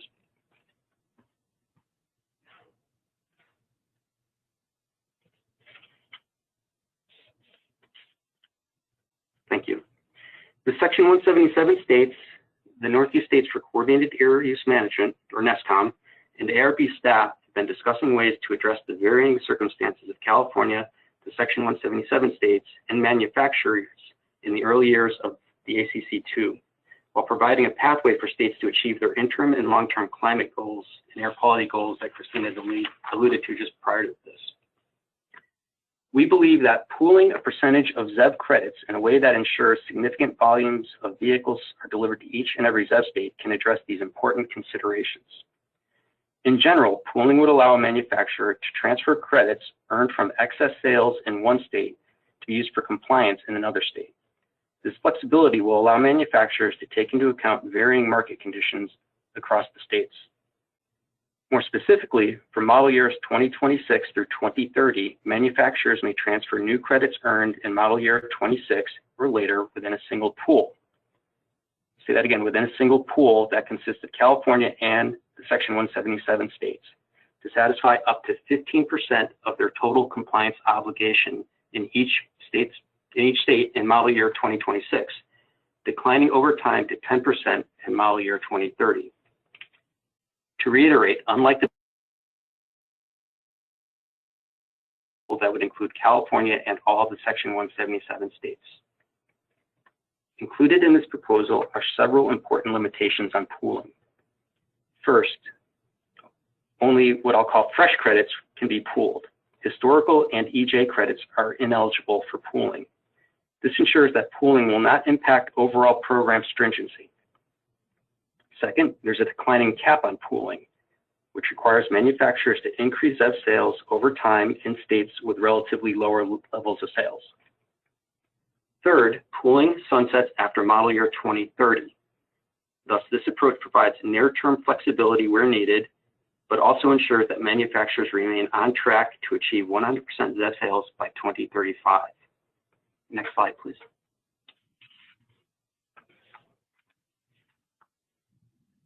This chart on the right shows sales requirements less historical and EJ credits in model year 2026, illustrates how the cap on pooling ensures that OEMs must deliver substantial volumes of vehicles in each ZEV state to comply with the regulation. The dark purple area of the bars represents the portion of sales that's ineligible for pooling. That is, manufacturers must deliver at least 85% of their total compliance obligation in model year 2026 in every state.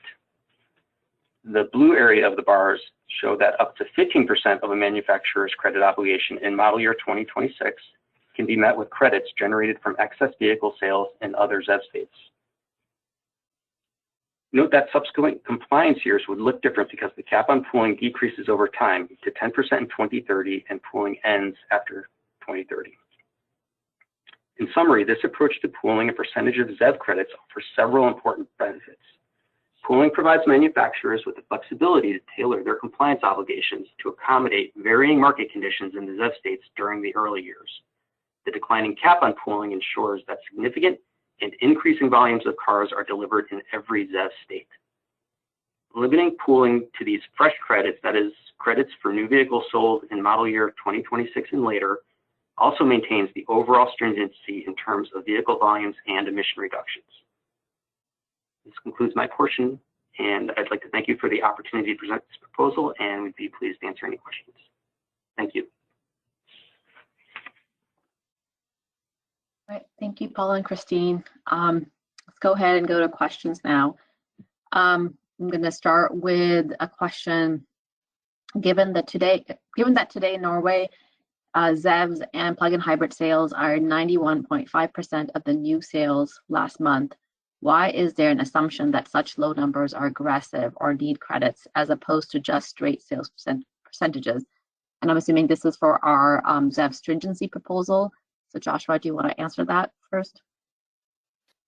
Yes, I can answer that, Shobna. Can you hear me? Yes, we can hear you.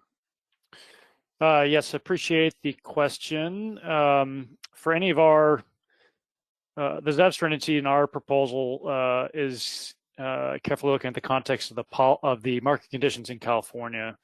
Other countries, other stringency in other countries have to look at the context in those jurisdictions. Norway, for example, has a number of pricing strategies that are very aggressive to encourage EV sales.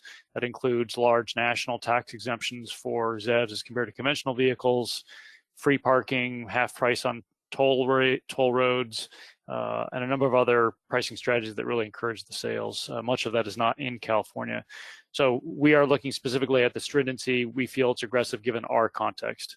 So I'll leave it at that.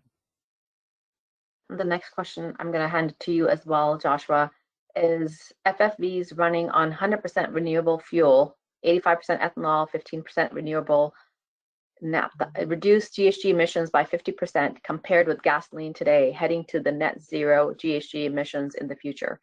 These vehicles present the most affordable option for achieving California transportation climate goals. Has CARB staff considered requiring that all light-duty vehicles sold in California be FFVs capable to maximize GHG reductions? Additionally, has CARB staff considered lifting the compliance cap on plug-in hybrids that have flexible fuel vehicle capabilities? If not, why not? Yes, appreciate the question. We do recognize flex fuel vehicles and particularly low carbon ethanol fuel feedstock play an important role for meeting the climate strategies and climate reductions in California. Many strategies are necessary, but that is beyond the scope of our rulemaking. Alternative fuel provisions we need to be considered in our LEV GHG rulemaking, which is not part of ACC II at a comprehensive level. More broadly, the mobile source strategy and the pending scoping plan analysis point to the need to primarily focus on electrification long term. And so that is the core focus of our rulemaking for the ZEV reg portion of ACC II. Thanks, Joshua. So I'll go to the next question, slide 32, Jason. How do you check or judge excessive use of DC fast charging or V2X? And that, Mike, do you want to take that question?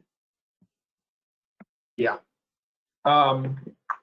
So, you know, in gasoline, we have a long history, right? Decades of experience in sort of building up what factors could cause the vehicle's tailpipe emissions to be unrepresentative. And we've used that and turned it into an objective criteria that we use to exclude vehicles from our sample when we do compliance testing on gasoline. Obviously, we're not there today on EVs and fuel cells and that stuff, right? We're building up that knowledge.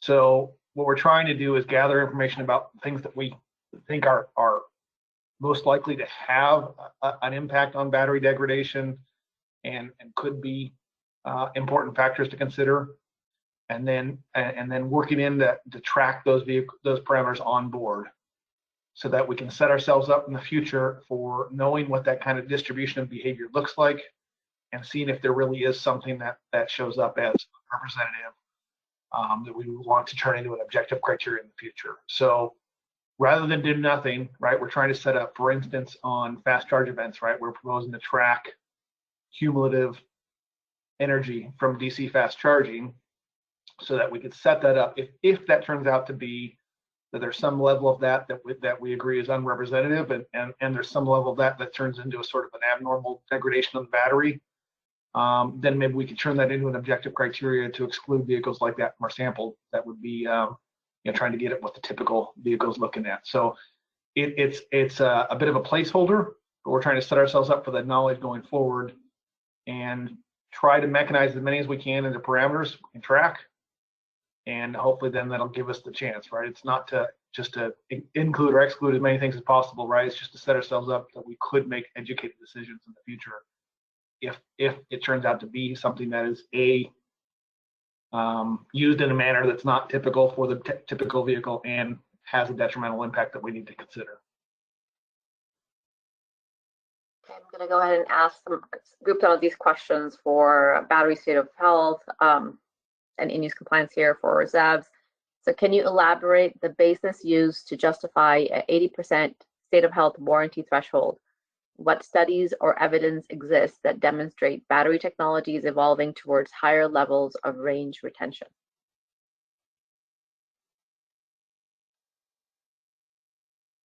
Mike or Anna, do you want to take that? Yeah.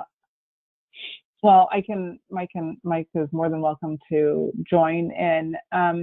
You know, I think that a lot of our studies and evidence come on our oldest vehicles. So we just know that vehicles are showing up, even older Leafs, first generation, second generation Leafs, with actually pretty good evidence of battery deterioration holding up over the last 10 years. And we know that battery chemistry is already, you know, basically completely different than it was in those original vehicles. So though it's hard to know the future and it's hard to have studies on the future, we do think that battery technology has been improving rapidly, and that with that will come improvements in battery durability.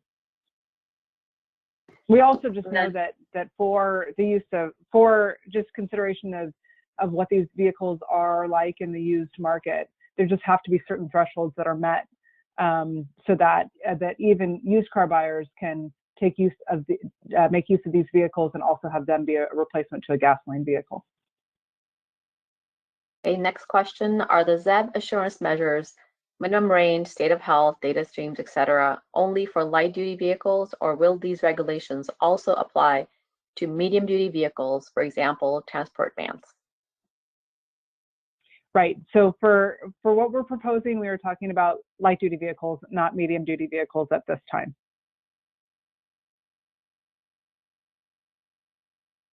Okay, and then let's see, we had another question here. Did I read the slide correctly that ZEV battery warranty requirements are moving from 10-year, 150,000 miles to a less stringent level of 8 years, 100,000 miles, starting in model year 2026? Just wanted to clarify the reason for the reduction in stringency. Yeah, you did read that right. So one way to look at it is a reduction in the warranty stringency. The other way that you can think about it is that before there was no required threshold for that warranty. So though we had required warranties for plug-in hybrids for batteries on plug-in hybrids to be 10 years, 150,000 miles. It was up to the manufacturer to determine that failure level. So we have found that, you know, in warranty reporting through what we've experienced with the folks that actually implement the warranty program, it's almost unusable because many times that battery really is, you know, the manufacturer will say, well, as long as it's, you know, 0% state of health, then we'll replace it under warranty. So it really only protects against battery failure, not against battery deterioration.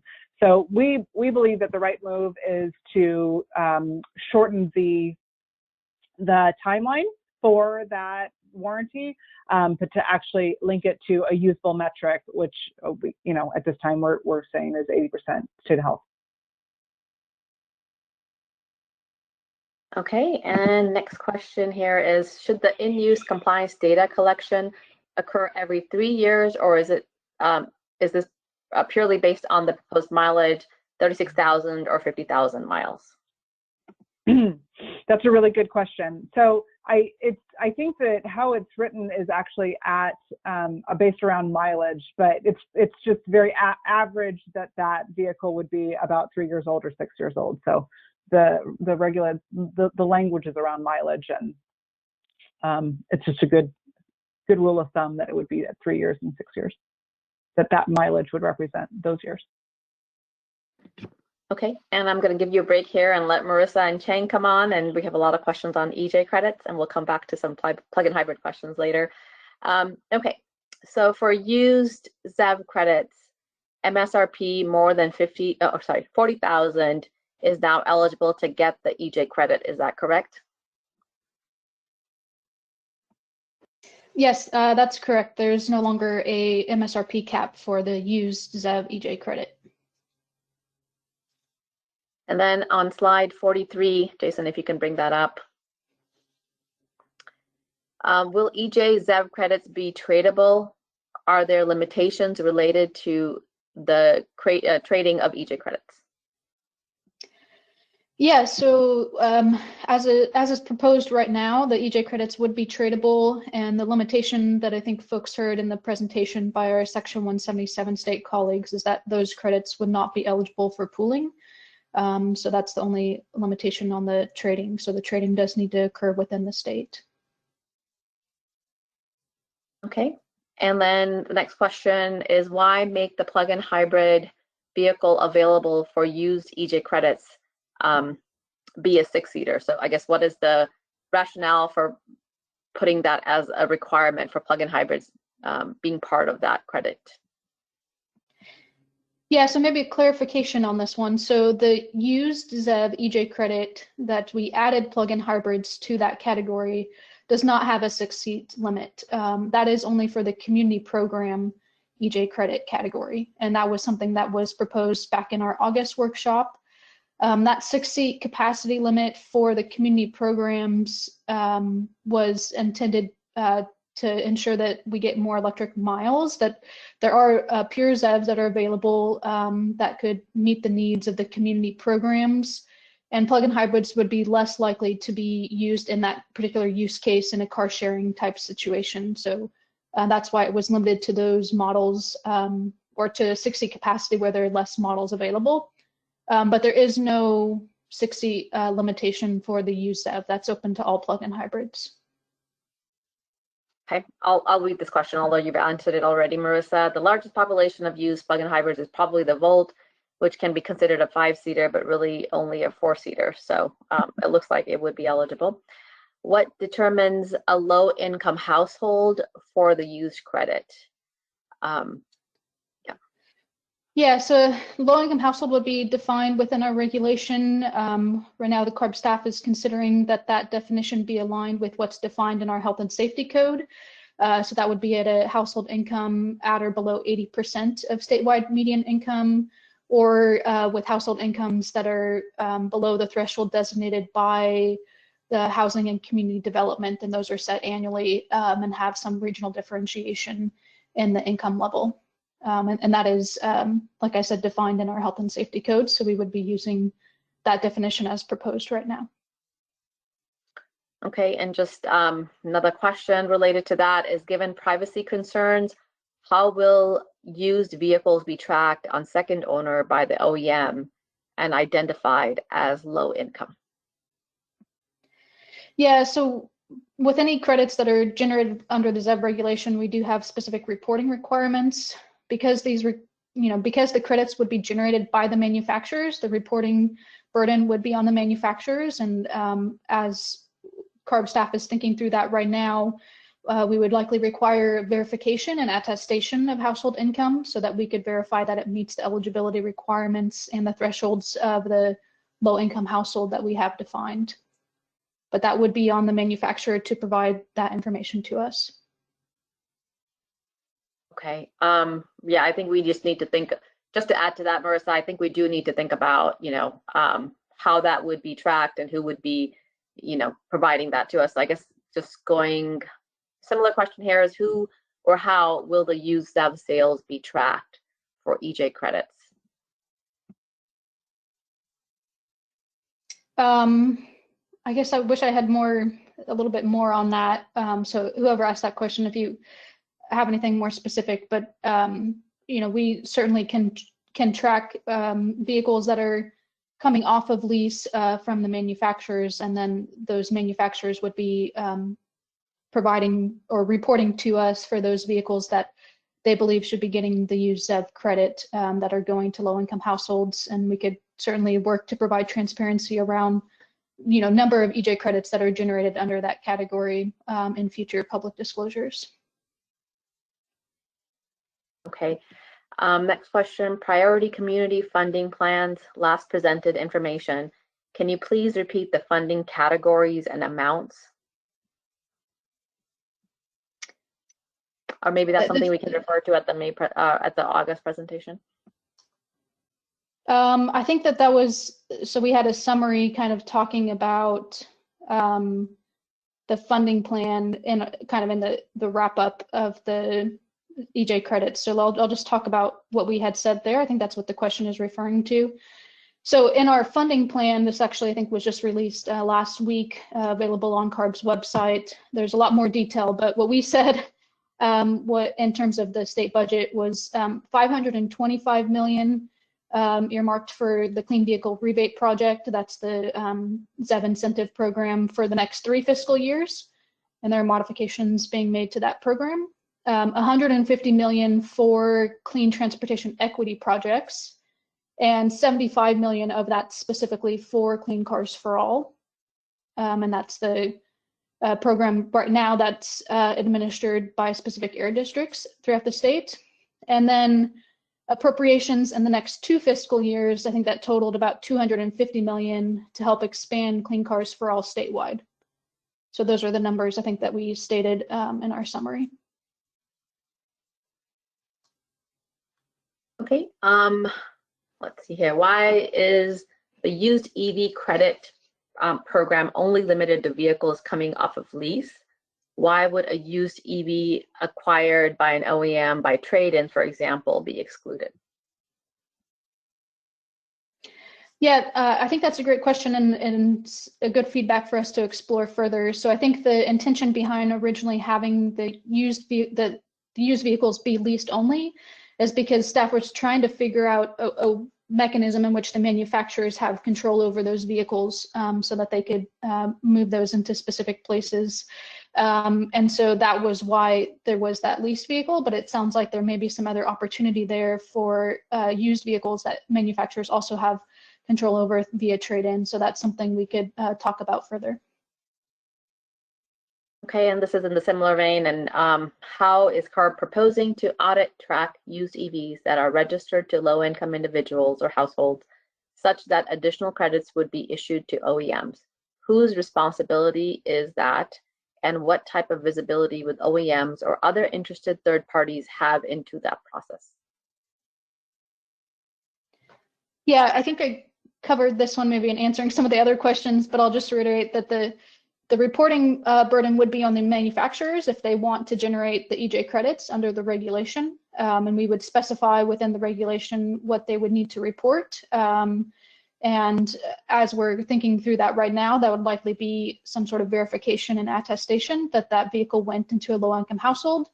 And certainly for CARB staff implementing the program, we have mechanisms to see where the vehicle is placed, as we do now with the current implementation of the program, and would be able, I think, as well to show the value of those credits that the manufacturers are getting over time through the system. So that would be in some sort of public disclosure. So that would be transparent to the public as to which manufacturers are getting those credits and how they're being traded moving forward for those few model years. Okay, thanks, Marissa. I'm going to give you a break here and move to Anna. Back to Anna. And we have some plug-in hybrid questions we can go to. So for plug-in hybrid vehicles, is it correct that 2028 plug-in hybrid vehicles with greater than 50-mile range will receive the same credit as a 500-mile ZEV, with the only difference being plug-in hybrid credits are limited to 30% of the total compliance for an OEM? Long question. Yeah, it's really quite the scenario. Almost, other than they would only be able to meet 20% of a manufacturer's requirement. But yes, technically, if you want to talk about credits, then yes, they would be earning the same amount of quote unquote credit.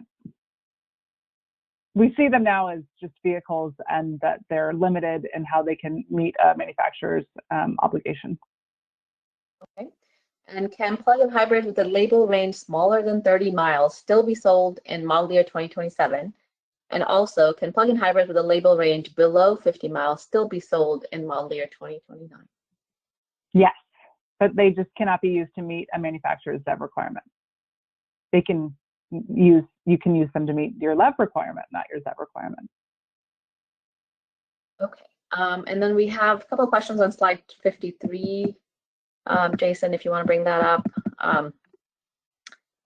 So can you clarify the numbers on slide 53? Are these numbers minimum levels,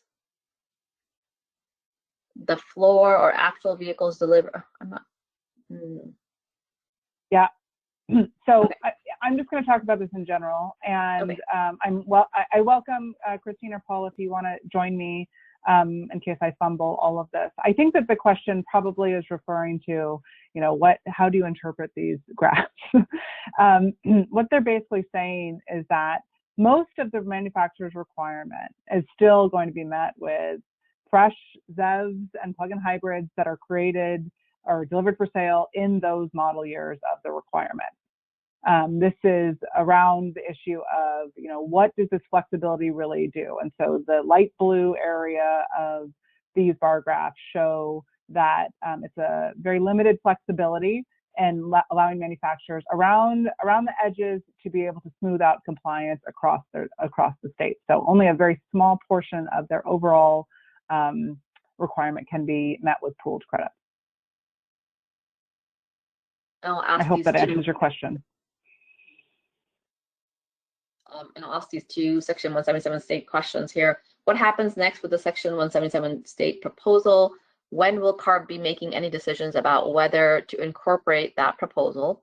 And then just on that also is, we understand that CARB has undertaken efforts to assess ZEV market growth in designing the standards. To what extent has this been done by the Section 177 states to support their proposal? Do all Section 177 states agree that the only flexibility needed is a small pooling allowance? So to the first question, I'm not really sure what the questioner is asking about. Is this the only Section 177 state proposal? So Section 177 states have the right to adopt California's rules as they have been written. And since we have a long history with them and kind of foreseeing conversations that would likely to be coming and understanding the variability across states, this is what is being offered on the table at this point. But I'm not really sure what the commenter is asking about in terms of an additional proposal. So I would take this for what it is at this time. And then I'm not I am not going to speak to the Section 177 states and the analysis that they have done, and I'm not sure that Christine or Paul are prepared to speak about that at this time. However, California's requirements when they're passing their requirements is to really analyze the proposal in California. And yeah, we do have to assume, or we can assume, that other states have adopted it, but we're not trying to base our entire stringency on the likelihood of other states being able to adopt the proposal. Right now, we're trying to come up with things that make sense, assuming that in the future, as they have in the past, some states would adopt, but we are not doing individual analysis of each of the sections, each of the theoretical Section 177 states that may adopt Advanced Clean Cars 2 into the future. Yeah, and I'll go ahead and read this last question for the Section 177 states, and maybe we can just, they can come back and answer it later if they'd like. But are they open to an alternative pooling provision for intermediate volume manufacturers similar to those in place under current regulation is the other question that we had on that. And then it's an easy question for you, Anna. Can plug-in hybrids partial credit, can it be used to fill the PHEV credit gap? I'm sorry, let's just say, is it a credit? Is it 20% a credit cap, or is it a vehicle requirement is really the question. Tell me more. I have to, maybe I can try to find the question. So the 20%, is it a vehicle requirement? And I think, or is it a credit requirement? And I guess, we haven't really, maybe it's a question on vehicle versus credits in later model years. Is it the same? So the new phased-in plug-in hybrids, like the 2026 through 2028, that option for 30-mile all-electric range plug-in hybrids to count towards the ZEV requirement is just a different way to allow partial vehicle values for the plug-in hybrids coming in. The hard thing about the credit versus vehicle, we're trying to move away from credits just because the crediting system is sort of going away in a sense. So there's just a lot less credits that are going to be probably available, and vehicles really aren't getting a lot of variable credit. This is the only category that is getting kind of this variable credit. So, but I would encourage the commenter to let us, seek us out, and I want to be able to answer your question or help clarify understanding, because it is confusing. It's a lot of information to take in. Hey Anna, it's Christine. Mm-hmm. Is there a comment period deadline for comments after this workshop? There is, Shobna. It's October. in the next 2 weeks, 27th October. Yes, I asked that question. I asked that question in response to the comment about intermediate volume manufacturers. I mean, obviously they can submit comments and we'll take a look at them, but we will be looking at those comments through the lens of how we can continue to look at what the ZEV program is going to deliver so that we can meet our greenhouse gas reduction goals, which are becoming more and more stringent across many of our states. So I think that's the lens that we'll be viewing these types of comments. Thanks, Christine. I'm going to go back to Marissa here on the EJ credits. So I think it's more of a comment than a question, but I'll go ahead and read that out loud. Since there will be a used EV car market already existing, with part of that plug-in hybrid and BEV used car market already being purchased by low-income households, wouldn't this be happening anyhow without the additional incentive? How does ARB ascertain that this is in fact causing additional access versus crediting what would naturally happen anyhow? The community-based program seems more like it would provide the additional access. So that's just a comment. I don't know if Marissa, you wanted to respond to that. Okay. Yeah, just thanks for the comments there. We are looking for feedback on, in particular on the EJ credit proposals, what folks and stakeholders think would be valuable under the lens of, of course, trying to increase affordable access for our priority communities. Okay, and then we have, do you plan to match public and private fleet purchase requirements with the proposed sales requirements? And I think this is maybe for you, Anna. Governor Brown directed this over the next, Governor Brown directed this over 3 years ago. So it's about public and private fleet purchase requirements. I mean, they're not a part of this proposal, but TBD whether or not we pursue light duty fleet fleet purchase requirements in the future. Light duty fleets are much smaller compared to the heavy duty fleet rules that are being considered right now, and the number of vehicles that it affects. So overall, the emissions contributions of light duty fleets in California is very, very, very small. But I will not put it out of the realm of possibilities that a future requirement could be pursued by CARB. I can jump in and add to that too, Shobna. That directive from the governor came in just before Senate Bill 1014 was passed. We did have a workshop with several of our groups at ARB on fleet rule ideas or fleet policies in general, incentives included. But once Senate Bill 1014 was passed, which directed us to do the clean mile standard, that's what we put our focus on for the light duty sector. And so, as everyone knows, we've adopted that separate rule. That's not a traditional fleet. Those are ride-hailing drivers participating with Uber and Lyft. But we made a choice to focus on that type of a fleet rule initially, and then later we'll evaluate if we do other kinds of fleet rules, at least in the light duty sector. Okay, I'm going to read this question, although I think we've already kind of addressed it, but I wanted to make sure what is being done to ramp up EV in rental given their life fire selection. I think we've already answered that. Okay. And then we have a couple of questions on just our stringency and overall kind of where we started. So CARB has not presented any updates on data on why 24% is the appropriate starting point. There's also no information or discussion on why a linear increase in ZEV sales requirement is the fastest possible transition to ZEVs. Will CARB share data or reasoning behind these choices?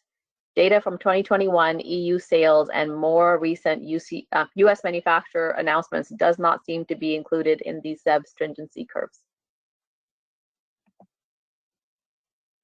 Well, I can appreciate the passion of the commenter, and we understand that there's a lot of groups that would really like to see a higher stringency proposal, and currently CARB is evaluating the path that it wants to take leading up to the June proposal. So I would say that there's more time to come, and the evidence that we will be presenting will be very much made public, and we continue to encourage comments on this and more evidence that we can use to help strengthen the proposal over time. So more to come. Yeah, I'm going to read this comment here as well. It's very similar, Anna, so no need to answer here again. But on the stringency, we recommend ARB consider a paradigm shift in how quickly the market could grow based on CAGR, which is annual growth rates, looking at China, Germany, UK, France. The current ARB proposal is around 24%, but past 10 years for California was actually 35%. And then it was in the UK, Germany, and France, it was 67%, and China is about 86%. So just wanted to throw that comment out there as well. Well, I'm going to make a note that please, for your comments, please submit them to us formally. That would be really helpful. Okay. And then are there any plans to incorporate recycling into the ZEV requirements for the vehicles at end of life when it comes to their battery and electronic components? Well, a lot of that does not actually fall under the purview of CARB, but what we are going to be requiring is a label, so to help with secondary use and recycling for batteries to come. And that would be a requirement on everything down from a hybrid, just a conventional hybrid battery, all the way up through even a fuel cell vehicle that has a very large battery in it, that would be required to have the label. And I would invite you to look at our May proposal for what that label could look like and the kind of information that we'd be requiring on it. But as far as actual recycling practices of manufacturers at end of life, that would just, it falls under a different agency, and currently there's a multi-agency work group that's looking at practices within California and recommendations. Okay, next question. With the global push towards 100% electric vehicles in the coming decades, how did availability of raw materials used in batteries impact the phase-in period? Was a need for a more robust electrical grid to support EVs considered as well in regards to the phase-in period? So I'm going to assume the phase-in period is all the way like until 2035. That's how I'm going to take the question, but please, commenter, please correct me if I got that one wrong. We actually have looked a lot into just availability of raw material to produce these vehicles. And it's hard because, you know, you have to make assumptions on how many of those vehicles are going to come to California. And then you can make some assumptions on how many of those also would need to go to the Section 177 states that would theoretically adopt our regulations. So overall, we do have evidence that show that we're within the reasonable assumptions that there would be enough materials assumed, but that would be included in part of our staff report. And as far as the effects on the grid, I think that we'll actually be hearing more on assumptions around charging behavior and charging usage over time in the next couple of slides, but that would also be included as part of our analysis. Next question. Will non-ZEVs produced post-2035 be allowed to register in California post-2035? Well, registered is actually not under the California Air Resources Board review. So it, you know, we're talking about now certifying. So registered is under the California Department of Motor Vehicles, California DMV, and that would be, that currently is not a rule that has been adopted. So I'm not going to say anything about what that agency does or the rules that might come around registering non-ZEVs into the future. In terms of certification, because this is still an average banking and trading program, you could assume that a couple of vehicles theoretically would be certified, maybe in 2035 or 2036 model year, but I would say 99.9% of the vehicles certified in California by 2035 model year would be a ZEV, at least in the light duty sector. I think that proposals are being made for the heavy duty sector that lengthen out that time frame a little bit more. Okay, we're going to go back to criteria just for a little bit here. So Jason, if you want to bring up, I think slide 14. So it is mentioned that test emissions are normalized to have the same overnight and 10-minute soak values. Can you explain what that means? And then I think there was another question, so I'll try to read that as well. No, I think that was it. So Marco, do you want to take that question? Going back to, so on this slide, it's mentioned that test emissions are normalized to have the same overnight and 10-minute soak values. And what does that mean? Okay, so just a sec. So I don't know, Jason, if you go to the previous animation. Yeah, so what we're showing here are the sort of raw emission measurements, what we actually measured on the test. But if we look at sort of our baseline, which is the 720-minute point, we can see all the vehicles have different sort of emission levels at that soak time, which is what our current rules require. And so basically what we did was to adjust our sort of the values we measured. So if you go to the next slide, so that so that they all have the same sort of baseline.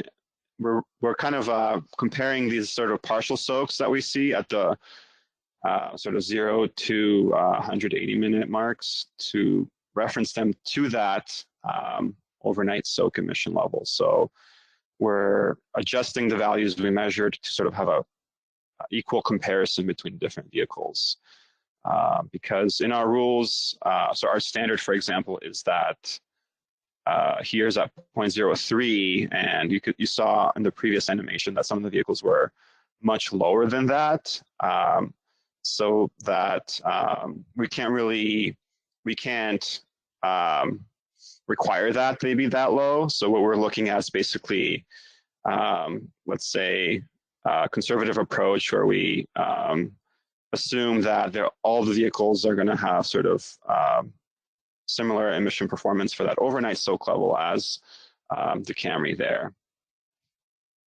Hopefully that explained your question. Okay, so we'll go ahead and move to our next topic. Just, I guess I'll just say in general, one of the commenters had this workshop only addresses specific topics. Can it be assumed that proposals presented previously are still active? And I would say, yeah, we are trying to present our most, updated, latest proposals, but this should cover everything that we have.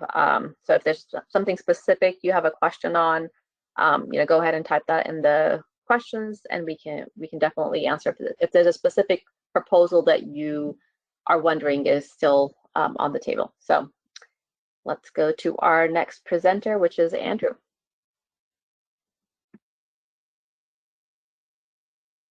Hello, my name is Andrew Martinez from the Sustainable Transportation and Communities Division. I would like to provide an update on costs. In our May workshop, staff presented incremental vehicle costs for zero-emission vehicle technology packages. These included battery electric vehicles, plug-in hybrid electric vehicles, and fuel cell electric vehicles. We then posted a zero-emission vehicle cost workbook on our website after the workshop and received many comments from stakeholders. We appreciate the feedback we have received, which inform the changes we are sharing today. Taking these comments into account, staff has revised the costs, which I will walk through in the next few slides. Later in the presentation, we will roll up these costs into compliance costs for the proposal presented today. To complete the cost story, staff will also propose inputs for total cost of ownership. Next slide, please. The updates are categorized by those that directionally reduce costs and those that increase costs. Keep in mind that these cost updates are for incremental direct manufacturing costs to switch from a conventional internal combustion engine vehicle to one of the ZEV technologies. One of the most significant modifications staff have made that lowers the incremental vehicle costs are updated battery pack costs, informed by the National Academies of Sciences, Engineering, and Medicine's assessment on light-duty vehicle technologies. CARB staff also increased the efficiency of the battery electric vehicle small car category, as the efficiency previously estimated was what we see available in larger cars today, indicating that the small car efficiency should be shifted upwards. We also downsized the battery electric vehicle electric motor power to better align the power with conventional vehicles. The usable energy percent of the total battery energy was increased for plug-in hybrid electric vehicles from 80% to 85% between 2026 and 2030, and then to 90% in 2030 and beyond, once ranges stabilize for plug-in hybrids. And lastly, CARB staff added in the GHG compliance costs a placeholder value of $965 for conventional vehicles, making a comparable ZEV technology cheaper relative to an ICE counterpart. There are also substantial updates that increase the incremental costs of ZEVs. First off, CARB staff added in an onboard charger fixed cost, approximately $730 in 2035, which was inadvertently not accounted for in our previous costing. We also simplified the fuel cell EV technologies so that there is now only a single fuel cell electric vehicle package per vehicle class with an electric motor power that more closely matches conventional vehicles. In addition, we lowered the production rate component cost curves for fuel cell electric vehicles, making this technology incrementally more expensive. Lastly, we lowered the usable battery energy percent for BEVs from 97% to 95% to account for durability. These updates are captured in the subsequent discussion today of the complete analysis of the overall costs and benefits of the rulemaking proposal. However, staff will continue to refine the incremental vehicle costs based on stakeholder feedback and will continue to make costing modifications, such as by further investigating delete costs and motor sizing. Next slide, please. As mentioned, CARB staff have updated our battery pack costs based on the recently released National Academies of Sciences report, indicating future battery pack costs at around $90 to $115 per kilowatt hour by 2025 and $65 to $80 per kilowatt hour by 2030. While other sources, such as from Bloomberg NEF, have indicated that battery pack costs for the transportation sector may reach around $58 per kilowatt by 2030, CARB staff are relying on the National Academies report as their findings are more specific to the light-duty sector. CARB staff are using the midpoint of these ranges through 2030 and then apply a 5% year-over-year reduction from 2030 to 2035 to get the resultant updated pack cost shown in the graph for battery electric vehicles. Plug-in hybrid electric vehicle battery pack costs, as shown by the purple line, are roughly 30% higher than battery electric pack costs on a $1 per kilowatt hour basis. Fuel cell electric vehicle battery pack costs have remained unchanged. At our May workshop, we presented battery pack costs indicated on this graph by the dashed purple line and red lines for PHEVs and BEVs respectively. We previously projected battery costs of $100 per kilowatt hour in 2026, which declined to about $80 in 2030 and down to roughly $65 in 2035 for battery electric vehicles. Our updated projected battery pack costs for plug-in hybrids and battery electric vehicles in dollars per kilowatt hour from 2025 to 2035 are shown in the solid purple and red lines. For BEVs, the updated battery costs start at $95 per kilowatt hour in 2026, which declined to about $73 in 2030 and down to $56 in 2035. Next slide, please. For fuel cell electric vehicle costs, CARB staff made two adjustments that result in a net increase in per vehicle costs across all vehicle types and model years. Cost increases affect both the fuel cell system and hydrogen storage system costs. The first change is that CARB staff simplify the treatment of fuel cell electric vehicle packages. Rather than the distinction between base and premium configurations presented in prior calculations, CARB staff now model all fuel cell electric vehicles with a single technology package that ensures output vehicle power and performance that is better matched to conventional vehicles. All vehicle specifications for these revised fuel cell electric vehicle technology packages continue to follow prior modeling results from autonomy as reported in the US Department of Energy's 2020 Energy Consumption and Fuel Economy Report. The fuel cell electric vehicle models available in the current early market appear to confirm this approach. Second, CARB staff reevaluated the pace at which production volume may increase in the future. After modeling the future sales of vehicles in several scenarios, CARB staff noted that 2035 annual sales were less than 500,000 units per year, assumed in prior cost modeling. This represents an inconsistency between assumptions and fleet-wide sales modeling results. CARB staff now apply a modified scenario for the rate of growth in future fuel cell electric vehicle production volume. The new scenario assumes a rate of 20,000 per year in 2025, 50,000 per year in 2030, and 100,000 per year in 2035. Using these new costs, preliminary model results for future sales of fuel cell electric vehicles in 2035 are more than 100,000. This is more consistent with the assumption that multiple manufacturers will each produce fuel cell electric vehicles at the rate of 100,000 per year. With these changes to the cost model assumptions for fuel cell electric vehicles, individual vehicle incremental costs for fuel cell electric vehicles have increased by $240 to $3,000. Next, I will pass it on to Cody Livingston to roll up these costs for manufacturer compliance.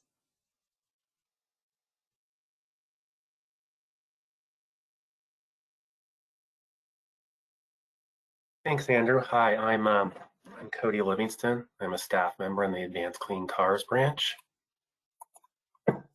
So as Andrew mentioned, I'll be looking at fleet-wide cost of compliance for the car manufacturers, or as we will refer to them in this presentation, OEMs.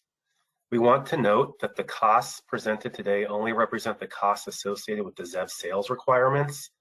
The costs associated with the LEV, EVAP, and MDV proposals that were described previously will be accounted for in our full analysis of the regulation.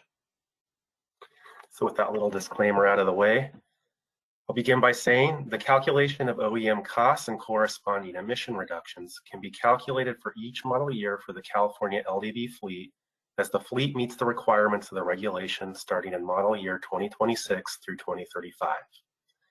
The first step in this process involves the characterization of the future California fleet in terms of vehicle class profile using the current fleet mix and holding it constant. We then determined which vehicle classes would incur the smallest incremental cost for conversion to either battery electric, fuel cell, or plug-in hybrid technologies to meet the stringency of the ZEV regulation. Once we have done that, the next step requires the allocation of ZEV sales to the fleet such that the lowest total conversion cost is achieved while meeting requisite ZEV sales targets. Finally, the resulting technology splits among the various vehicle classes are used as inputs to the MFAC 2021 model to calculate the emission reductions associated with the regulation. Next slide, please. In this slide, I will focus on the first part, fleet characterization. Staff began by assigning vehicle classes to future LEV sales based on historical California sales data. These data allowed staff to assign vehicle models to one of 5 vehicle classes: small cars, medium cars, small SUVs, medium SUVs, and pickup trucks. We also assigned characteristics to identify vehicles with all-wheel drive versus two-wheel drive drivetrains, towing versus non-towing capabilities, and base versus premium vehicles. For our proposal, we do not expect the relative fraction of these vehicle classes to change year to year. For the base versus premium designation, staff created 2 vehicle subcategories for each vehicle class that were applicable to BEVs only, battery electric vehicles. A base category which represents vehicles that could potentially be converted to 300-mile range BEVs, and a premium category which represents vehicles that could potentially be converted to 400-mile range BEVs. It was assumed that there was a 50-50 split between these 2 categories in each vehicle class. For other vehicle characteristics such as two-wheel drive versus all-wheel drive and towing versus non-towing, the relative fraction of such vehicles in the California fleet were preserved to reflect the prevalence of such vehicles and facilitate matching of specific ZEV technology package costs to vehicles in the fleet.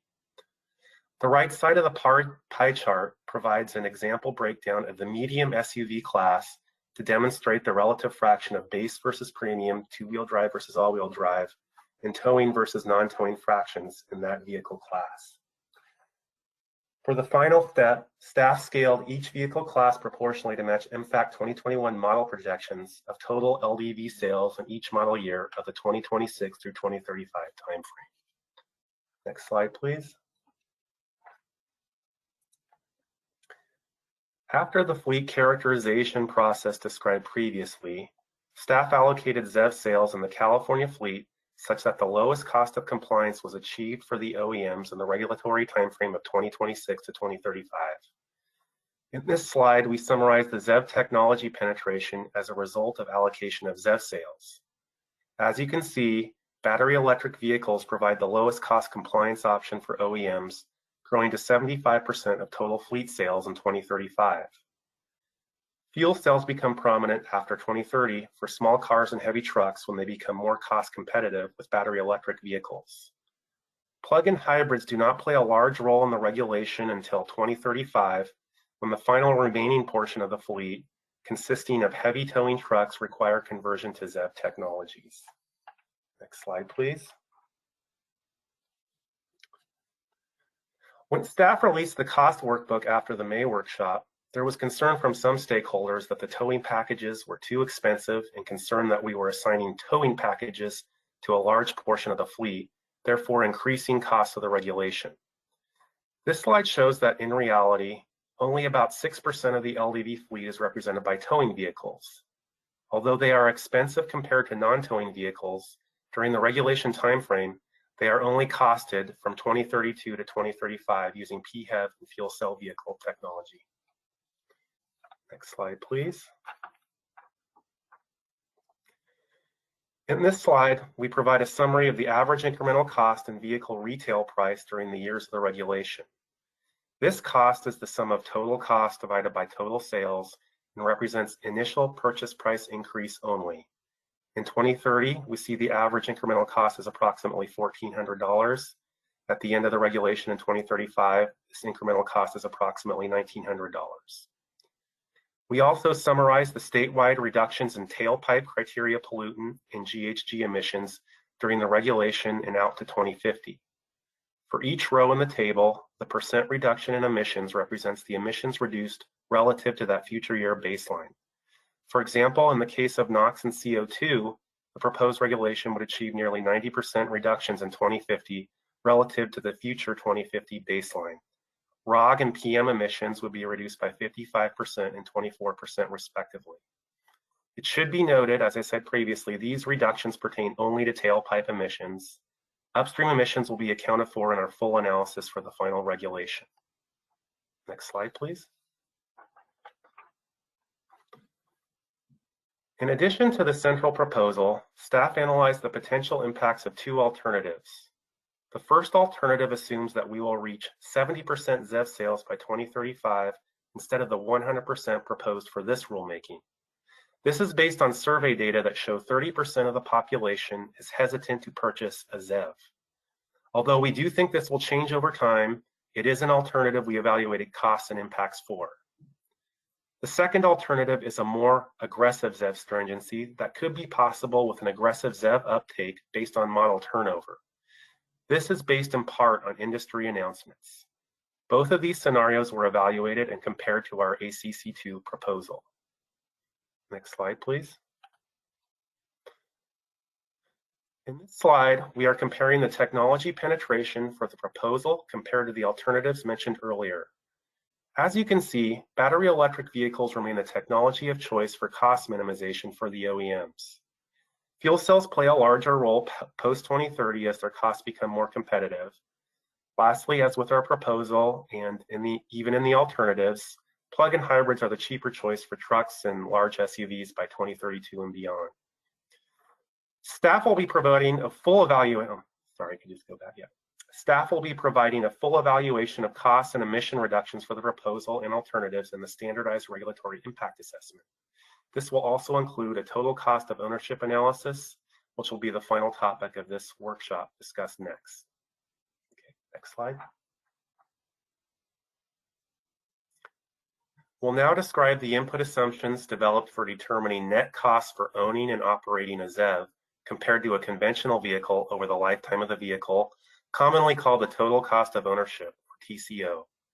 There are several categories, including the vehicle ownership cost shown on the left, that includes the incremental vehicle cost described earlier, along with insurance, registration, and loan finance.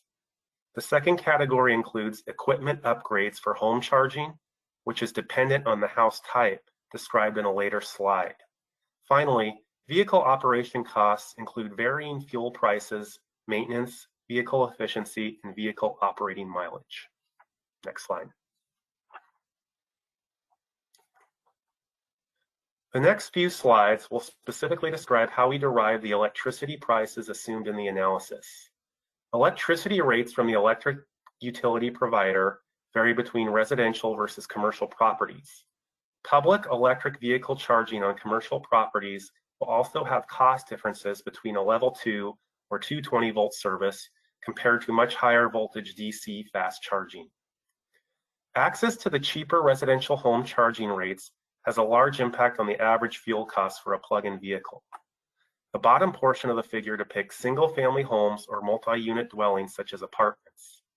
If a residence has a home charger, the driver can use the cheaper residential rates and only needs DC fast charging a small fraction of the time.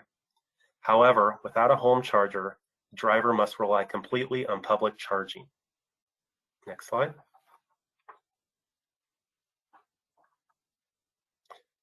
This diagram shows the process for how we derive the average electricity costs, and the specific assumptions will be shown on the next few slides.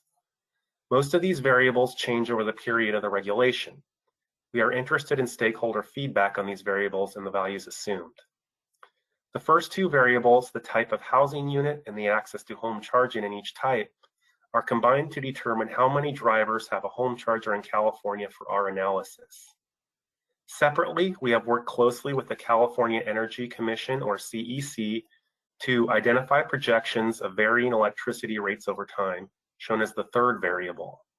Their staff have helped provide assumptions on the fraction of vehicle charging that occurs at home versus in public settings, and how that varies for drivers with or without a home charger, noted as the fourth variable. Finally, the average cost of electricity is calculated by multiplying the scalar derived from the first two boxes and the scalar from the fourth box with the electricity rates in the third box. Next slide. For the first variable, this graph shows the housing types we assume for new buyers of ZEVs in the years of the regulation.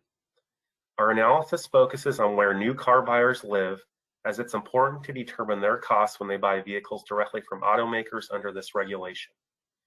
Although it is dominated by single-family homes, the fraction of apartments and multi-unit homes increases a bit over time. Understanding where ZEV buyers live is important because installing a home charger in apartments tends to be more difficult and expensive. Our analysis used data for 2026 from a UC Davis ZEV household travel survey study. For 2035, we relied on a separate UC Davis study that described what housing types all new car buyers live in. Next slide, please. The second step is to then calculate how many homes of each housing type has a charger, shown in the graph with the three lines. All three housing types have declining home chargers installed over time, as the ZEV market eventually includes more individuals that live in older homes and rental properties, both of which can affect how easy it is to install a charger. The graph shows that apartments, shown in blue, have less installed chargers compared to single-family homes, shown in gray, for all the years studied. When the data in the prior slide is combined with this slide, the resulting total fraction of ZEV owners that have a home charger is 89% in 2026 and declines to 63% in 2035. Staff from CEC helped develop these assumptions, leveraging current research from the National Renewable Energy Laboratory and a survey of 1,500 California drivers. Next slide. This slide shows the assumed electricity rates over time, projected using data from CEC in their Integrated Energy Policy Report for the residential charging locations. The public Level 2 rates are based on 2020 data from the California chargers and applying a growth factor from the draft 2021 IEPR from their commercial electricity rates. Separately, staff studied current retail DC fast charging rates from EVgo and applied a growth factor for future years from the IEPR commercial rate.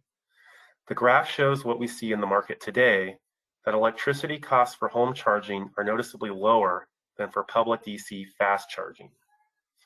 Next slide, please. The fourth and final variable was to make assumptions on how often EV drivers use the home charger if they have one as compared to public charging, and to assume a different ratio for those drivers without a home charger as described in the early TCO slide. These assumptions are shown in the pie charts on the left. Those with the home charger assume to use it for over 75% of their electricity needs and only use the expensive DC fast charging 10% of the time. Those without a charger, however, are reliant on DC fast charging for over half of the time. When this pie chart data is applied to the electricity rates, we calculate the dashed red and gray lines. This shows that someone without a home charger will pay approximately 30% more electricity, or 30% more for electricity in the later years, though they will still recoup savings compared to gasoline in a conventional vehicle. Finally, when the ratio of home charger installations described in the first two steps is applied to the red and gray lines, we calculate the statewide average electricity cost for the regulatory analysis, shown in the solid orange line. Next slide.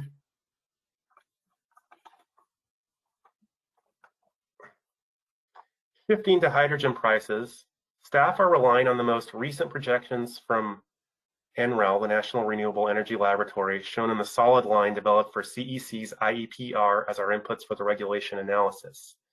The NREL projection begins close to the highest and most typical prices in today's California network. The NREL projection is considered moderate compared to other recent analyses completed by CARB, shown in the shaded area, and UC Irvine, shown as the dashed line at the bottom. For reference, a few current station prices are shown for 2021 as stars, including a price of $16 per kilogram in an older, smaller capacity station and a newer, larger station at $13 per kilogram, exceeding the projections we are using for the early years. Next slide. To compare the costs of fuel usage between the varying vehicle technology types, this graph combines data into a common metric of dollars per mile. These values were derived using the state average electricity and hydrogen prices shown in the prior slides and the gasoline projections from the draft 2021 CEC IEPR. The cost of fuel per unit sold were combined with projected vehicle efficiency values for a medium SUV in our vehicle analysis. The results show electricity costs remain noticeably lower than gasoline for all years of the analysis, though the gap shrinks a little after accounting for the decreasing access to home charging. The cost of using hydrogen declines over time and eventually becomes lower than gasoline after 2032 for this vehicle class. This will be important for fuel cells to recoup incremental costs over a conventional vehicle in the later years. Next slide. Although BEV drivers who have a home charger pay less for electricity, they need to have a 220-volt electric dedicated circuit in their home. The table here shows the assumed California costs taken from a recent ACC II study for installing the wiring and circuit in a single-family home in the smaller types of multi-unit dwellings. If a driver also decides to buy an EV charging unit for their garage, there is a separate cost. For our analysis, this cost is accounted for in the incremental vehicle cost, given we are proposing that automakers provide convenience cords for all BEV and plug-in hybrid buyers. The driver could then simply plug the cord into the home circuit. For larger apartments, the home charging configurations will vary significantly depending on what the parking facility looks like. For our analysis, we decided to simply assume all the apartment level 2 chargers would have a public level 2 retail price, and that price would account for installation costs, possibly amortized over a full electric utility territory. Similarly, for fast DC charging, we do not assume any installation costs. Next slide.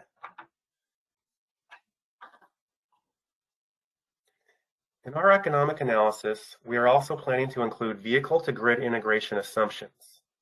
For V1G, with either BEVs or PHEVs, the vehicle would continue to only pull power from the grid to the car, but the grid services would represent charge management that helps the utility provider. Specifically, we are assuming that many drivers would shift their vehicle charging to off-peak hours when time of use rates are lower, saving on fuel costs. Separately, we are also assuming a small number of BEV drivers will use their vehicle for more complex V2G services, where the vehicle battery provides power back to the grid. We assume that a driver who can support this sends up to 10 kilowatt hours of energy to the grid during peak grid periods when electricity prices are high, and then recharges that energy back to the battery at off-peak periods when electricity prices are low. In our analysis, this provides over 30% in fuel cost savings per event, creating revenue for the driver. However, we assume this opportunity would only be available for a certain amount of drivers. It requires that the vehicle is able to connect to a smart V2G charger for extended periods of time during the day, and that the vehicle is capable of providing this service. We assume this is predominantly used after 2030 and only available to a small portion of BEV drivers in later years. Next slide, please. In addition to the fuel cost described in the prior slides, this table shows assumptions for the other TCO cost variables used in our analysis. Maintenance savings for BEV owners are assumed to be large compared to conventional vehicles. We are relying on a recent Argonne National Laboratory, or ANL, study for the BEV and PHEV values. The study did not include fuel cell maintenance costs, so we are tentatively assuming the same maintenance costs as plug-in hybrids. However, staff intend to study this further and attempt to find fuel cell specific values. Differences in insurance costs by vehicle technology type directly scale with the incremental vehicle costs. Annual vehicle registration cost differences are based on existing California state laws, including the recently adopted SB 1 that includes an EV annual fee to partly offset the lack of gasoline taxes collected.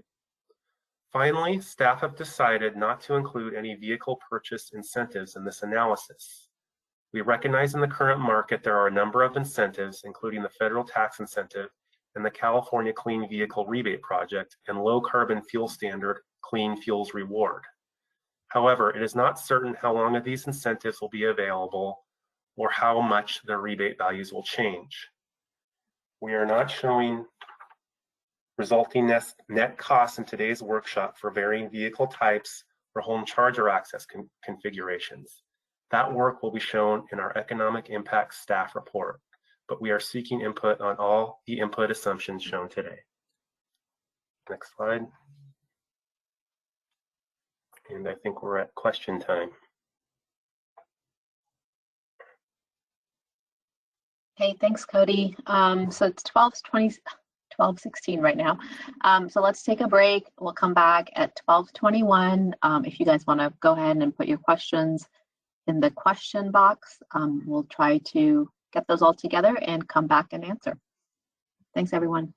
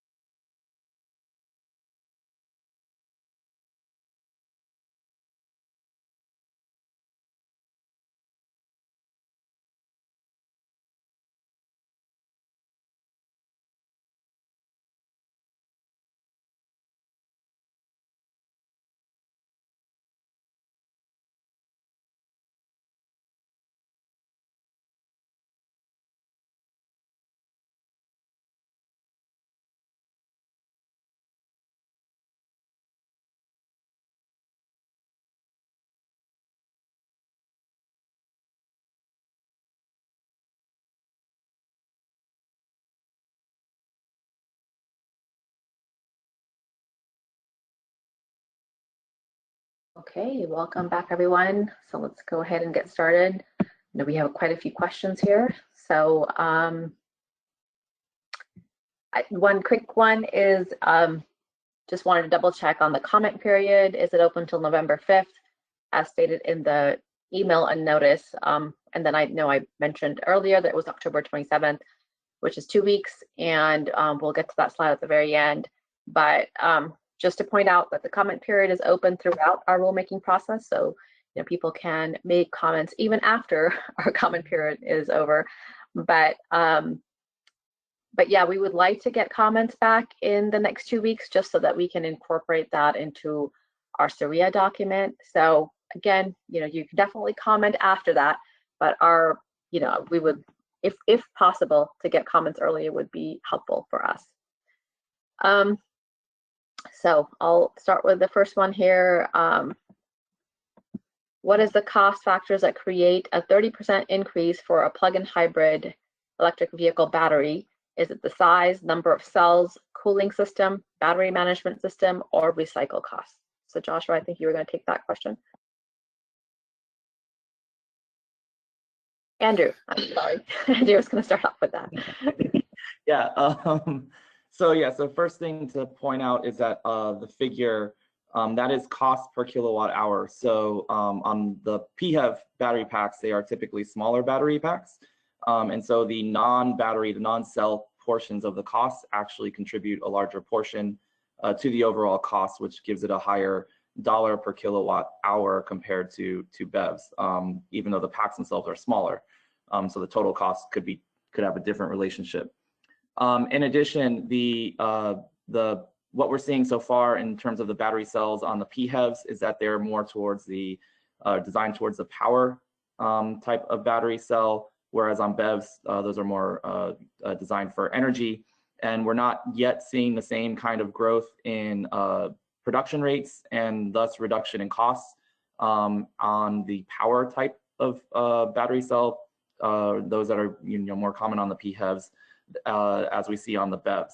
We will say that there has been some evidence from some longer range PHEVs that perhaps the battery cells are moving more towards something like the BEVs.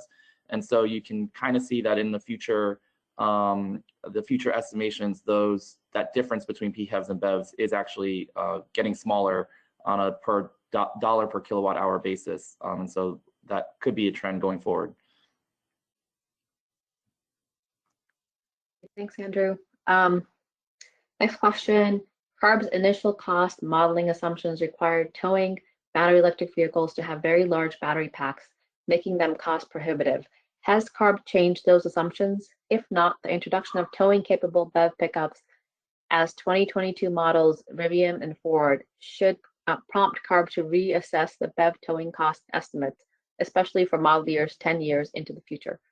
Mike, do you want to take that one?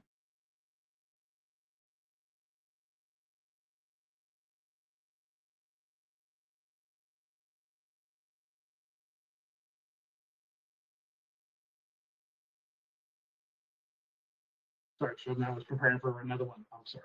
Which I can see the questions. Which one are you asking me to respond to? Apologies. Sorry. And it's really about capable vehicles. We see a lot of models coming online now. Is CARB going to go back and reassess the cost of BEV towing packages? Okay.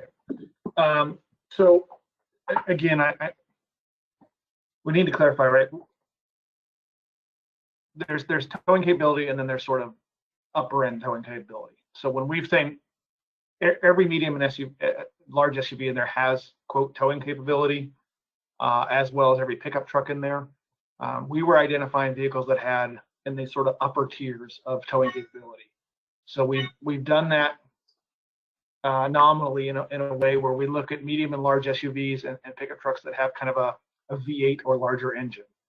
So these are the ones that tend to get you in the SUVs maybe a 7,000-8,000 pound towing capacity instead of the nominal 3,000 to 5,000 towing capacity. And the pickup trucks, these get you the upper tiers like 11 to 13 or 14,000, not the standard 5, 6, 7, 8 kind of thing. So we've created a We have a BEV non-towing package. We have a BEV heavy tow package. We have a standard fuel cell package, and we have a standard PHEV package. We costed for each of those, and at this point, what we have seen from the Rivian and F-150 Lightning specs has not caused us to go back and rethink that plan. We as Cody pointed out, those BEV heavy tow packages don't get picked in the model. They're not as cheap as the fuel cell or plug-in hybrids, so those get picked preferentially over the tow package we created. But we also don't think that you know, the Lightning, for example, the Lightning has a high tow capacity. Both the Lightning and Rivian are targeting something like 11,000 pound tow capacity, but they're also, you know, tend to be crew cab type configurations, and not think of some of the people that are buying those vehicles to use in a heavy sort of tow work environment, which might be kind of a standard cab, long bed, not the short beds like these are offering and stuff like that. So I still think those tow vehicles don't get converted to the very, very end of the program anyway, because they are the harder consumers to convince, the harder applications to solve and meet everybody's utility. So I know there's been a lot of attention on them. They do get picked at the very tail end. Yes, if people are able to satisfy all their needs with these kind of vehicles, but again, I don't think either the Rivian or this Lightning are targeting that portion of the market segment that we costed for in the heavy tow package. Okay, thanks, Mike. Let's go ahead and go to slide 75. Jason? I think Josh was going to answer some of these questions for us. So starting off first is regarding the cost study and consideration of where people live. Something to consider is that even if people live in a single family home, a good portion do not have a garage and park on the street. Also, even if they have a garage, they may have multiple vehicles that are parked on the street, or they may use their garage for storage and park on the street or driveway. Yeah, Shobna, thank you. Jason, if you could back up a couple slides, we have a graph that shows 3 declining lines by housing type, 1 or 2 more back. Further back. Yeah, that one. Thank you, Jason. Yeah, so we're relying on a partnership with the Energy Commission and their joint analysis with the National Renewable Energy Laboratory. They have some work in which they're specifically looking at varying scenarios for how people can access charging on different types of properties, and how that access to a charger or a plug can change over time depending on whether they are able to install a charger, whether they can shift their behavior on where they park on the property with the street or in the garage. So we recognize there's a lot of complexities and a lot of varying situations. As we've worked with them, we've decided to stick with they have multiple scenarios in that work. We're sticking to a middle scenario case in their work to represent the uncertainty on how we believe there is going to be increasing access by housing type, but still uncertainty on exactly which policies and which behavioral shifts will occur. So we do recognize, and we're trying to account for that in the middle scenario case, that some people, even if they have a single family home, will not be able to access that garage plug. Okay, and slide 75, what fuel economy rates do you assume for this slide? Yeah, so this graphic shows fuel cost per mile. It is part of our analysis and meant to show an example for the medium SUV of a comparable metric. For the fuel economy that goes into calculating these values, we're relying on existing California and federal rules for our assumed fuel economy by vehicle classifications and technology types. So we do have estimates for conventional vehicles, electric vehicles, fuel cell vehicles, and plug-in hybrids, but they're based on current policies, current rules. This particular slide was meant to show just one vehicle classification, the medium SUV, for today's presentation, but we do have assumed values for all the vehicle classifications in the analysis. Okay, Jason, can you go to slide 76? How do these costs compare to very recent CPUC approved funding for MUD and workplace chargers? Yeah, I don't have a specific answer to that. My team is tracking some of the proceedings and the actions by the CPUC. We're relying on an ACC II study for these numbers, which is a very current research analysis looking at the California context as a whole and had good data broken down by the different factors, including the charging unit as well as the wiring installation costs. So it gave us sufficient detail for us to be able to use it in the way we need to, and was statewide. But we're certainly open to looking at any other data points, including what CPUC is doing with their cost work. And then how is the cost of level 2 charger installation adjusted as increasing number of homes that already have a level 2 charger installed for a prior plug-in vehicle? Yeah, we do not currently account for that in a full way yet in our analysis. So I would be very open to getting some stakeholder comments on that following the workshop. Right now, for any new ZEV buyer, for any new battery electric or plug-in hybrid buyer, in our analysis, if they are in one of the housing types that we deem could have access to a charger, we are assigning a outlet upgrade cost to that buyer in the analysis. But we do recognize in the later years, many of those homes for new car buyers are going to have 2 plug-in vehicles and likely will just have 1 charger that they need to share over the course of their weekly behaviors. So right now we don't account for that, but we're open to suggestions on how to add that into the analysis. Okay, and then on slide 77, is there no consideration nor incentives for OEMs to enable V2H, not V2G, to reduce the use of small home backup generators during PSPS, which I'm not sure what that stands for. So, Joshua, do you want to? Yeah, right now we do not have specific provisions in the rule that would give regulatory credits for actions like V2H capability on the vehicles. For the cost analysis, we've been looking at the V2G, where the utility provider will be providing price signals. And in the case here, we're accounting for cost savings that driver would get from taking advantage of that price signal. So we're accounting for the V2G on the economic side because we are trying to leverage cost impacts to those drivers. But whether the vehicles and the home owners have access to V2 home systems and can avoid cost of buying a generator, I certainly hope that occurs, but we don't currently account for that in the analysis. Okay, and then another question for you, Joshua. Has staff considered the potential for the use of level 1 charging, especially for renters and other EV owners who may not be able to install a level 2 charger, yet may still have access to a 110 plug? Level 1 charging can still offer 30 to 50 miles of range a day, well within typical usage patterns from many drivers. Yeah, we recognize there could be a number of homeowners that, particularly plug-in hybrids with some of the shorter ranges, that choose to not install a level 2 or 220 volt circuit. We don't have that explicitly as a cost package, but in the charging behavior we showed in the slide, we broke it out by home charging, public level 2, and DC fast charging. And that public level 2 is the same price, or very close to the same price point as the home electricity. And the home electricity price that we assume is irrespective of whether that service is 220 or 110.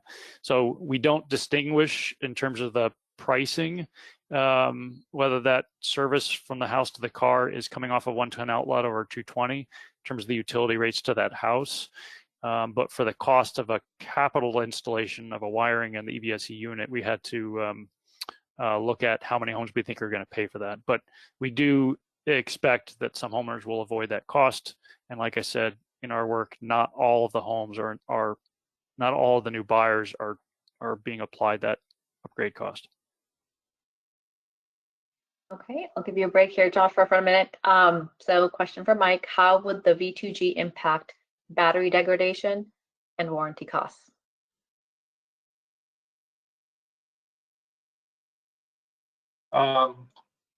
So we, I don't think we're going to profess to say we know exactly what vehicle to grid is going to look like right now and what impact it's going to have, right? That's why we're proposing, at least at this point, to sort of keep track of cumulative energy from that.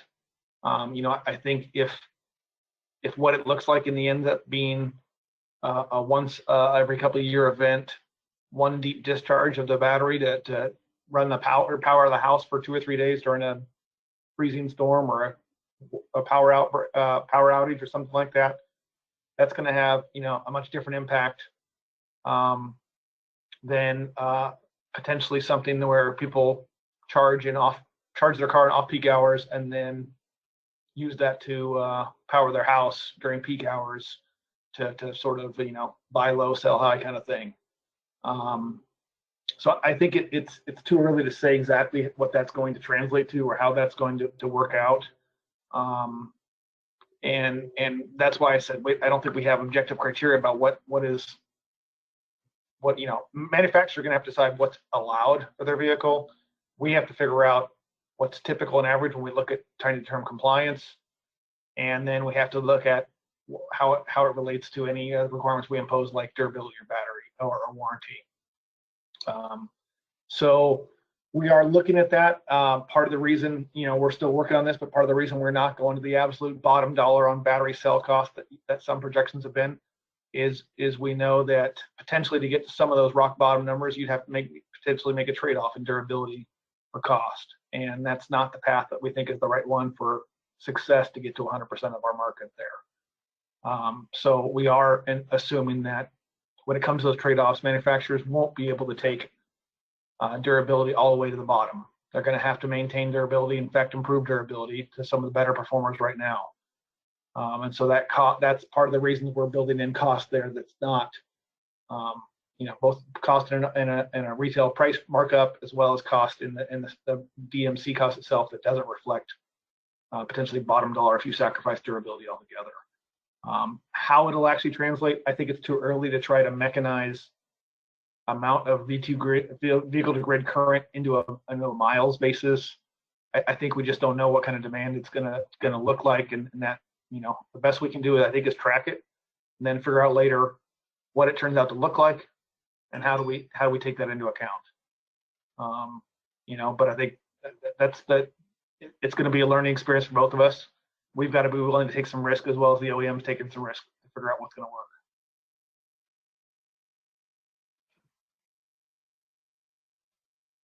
Okay, next question. Will you all be assessing the distribution of vehicle features such as all-wheel drive, two-wheel drive split to include sales rates in the snowier Section 177 states, or just the rates in California?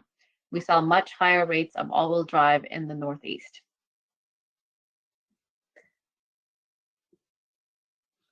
So I would say just if anybody else wants to chime in here, but we do look at what we'll be modeling is for California, especially for the SARIA.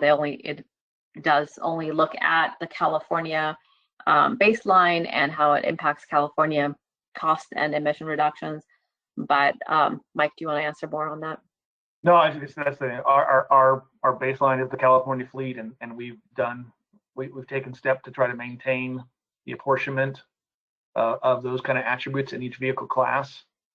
But it is based on the California fleet, not the Northeast state. I will say that I have to go back and look, but I don't think that the all-wheel drive package, when you sort of add for the electric drive part of it and delete for the mechanical part of it, it's not that large of a number to be a make or break case here. So I don't think that'll make or break of the analysis for anybody in particular. I'll keep with the questions of cost here. The ZEV cost modeling workgroup from May only had BEV 300 and BEV 400 technology types for the 2025 base year. And what is the 2030 and 2035 average BEV and plug-in hybrid AER assumed? And Cody, if you want to turn on your camera, you can answer that. Yeah, so sounds like, yeah, they're asking about electric ranges for the BEVs and the PHEVs and in our cost modeling. So far as I know, they're the same as they were in the May workshop. The BEVs we look at two BEV packages, a 300-mile range BEV and a 400-mile range BEV.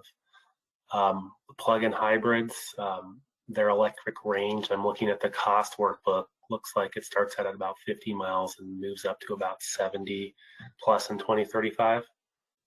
But yeah, I don't think there's been a big change since the May workshop on the range aspect of these vehicles. Okay, thanks, Cody. Let's go back to some of our questions on TCO. So, Jason, can you bring up slide 72? Studies from UC Davis, UCLA, and NREL have shown home charging is significantly less than public L2, especially with time of use rates. Can you share the data source for slide 72? And I think, Joshua, do you want to take that one? Yeah, we'll certainly be putting in all of our references for the analysis into our staff report. I don't have the specifics at my fingertips, but for the public level 2, as we noted in the work through these slides, we are looking at the costs that we see at level 2 chargers in California, and some of that is based on data we're collecting from the AFDC website with NREL. That's for 2020, and then we grow that. We scale a growth rate to that cost based on the CEC's IPER commercial rates, just in terms of a steady growth rate. For the DC fast charging, as it's noted here on the slide, it's based on today's average rates that we see from EVgo. We've also looked at Electrify America and a few others. But our specifics for the level 2, we'll have to provide that when we release our staff report. Okay. On cost of electricity, off-peak hours are not about 19 to 20 hours per day. TCO should include mostly use of these lower rates, which are lower than the CEC numbers shown in the slide. Yeah, so we fully recognize that a number of homeowners have time of use rates, and that particularly a lot of EV buyers, EV owners are using that. As we work with the Energy Commission and we're relying on their draft 2021 IPER projections, we understand that those account for a certain fraction of those transportation users of electricity relying on TOU rates already. So that average from them accounts for some users using higher and lower electricity prices. Certainly that's an unknown. There could be an increased use of TOU rates going forward. I certainly would hope to see that. But we are sticking with the projections there, which represents an average and an assumed proportion of the drivers that do use nighttime or off-peak rates. Okay, the next question is the cost of level 2 charger included in the vehicle cost? And I believe it is not included in the vehicle cost. Well, Anna or others can jump in, but on the TCO side, as we show in the slide, we are not showing the EV charging unit cost in the home upgrade, but we are accounting for a convenience cord requirement in our incremental vehicle costs. And so we've tried to be aligned on where those costs occur for those buyers.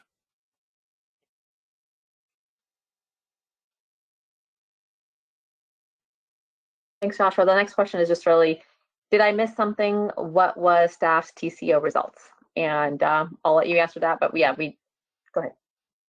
Yeah, the viewers did not miss anything. Today's presentation on TCO were the input assumptions and then some of our calculations of the electricity prices as it relates to a core input. We did not present results for TCO work here. There's still more work to be done to make sure we piece it together with the incremental vehicle costs and proportions. So that will be presented when we have our staff report on the economic analysis. Okay, so we'll go some easy questions here. CARB staff proposed to require DCFC to be only the SAE Combo 1 design. Is this still included, removed, or revised? Still included and not revised. See, that was an easy question.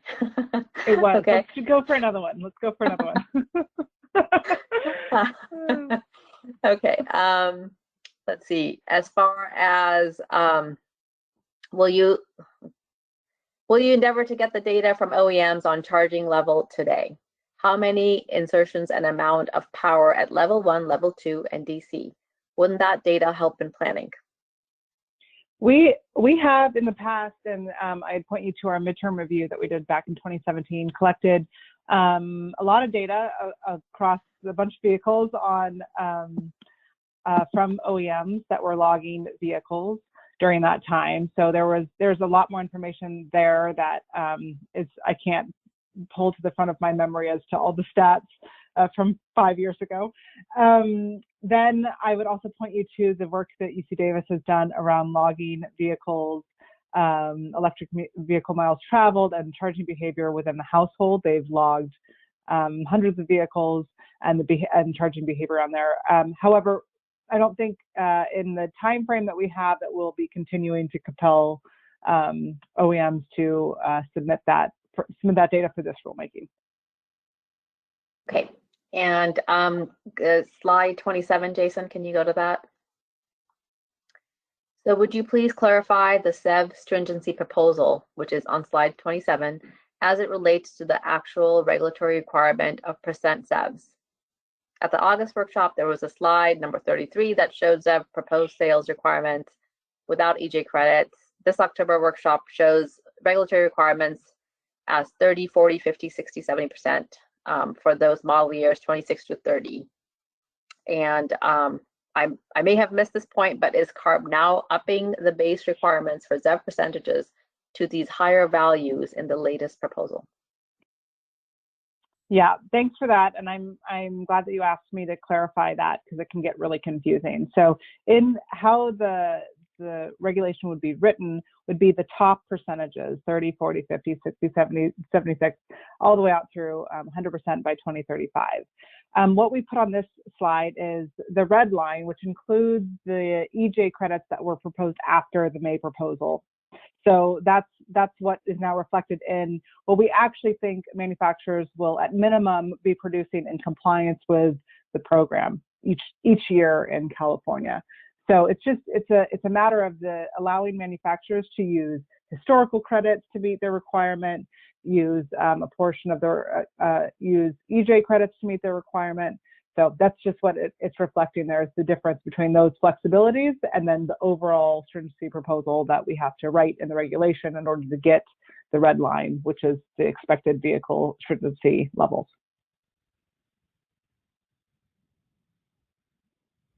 Okay, I think that's all the questions.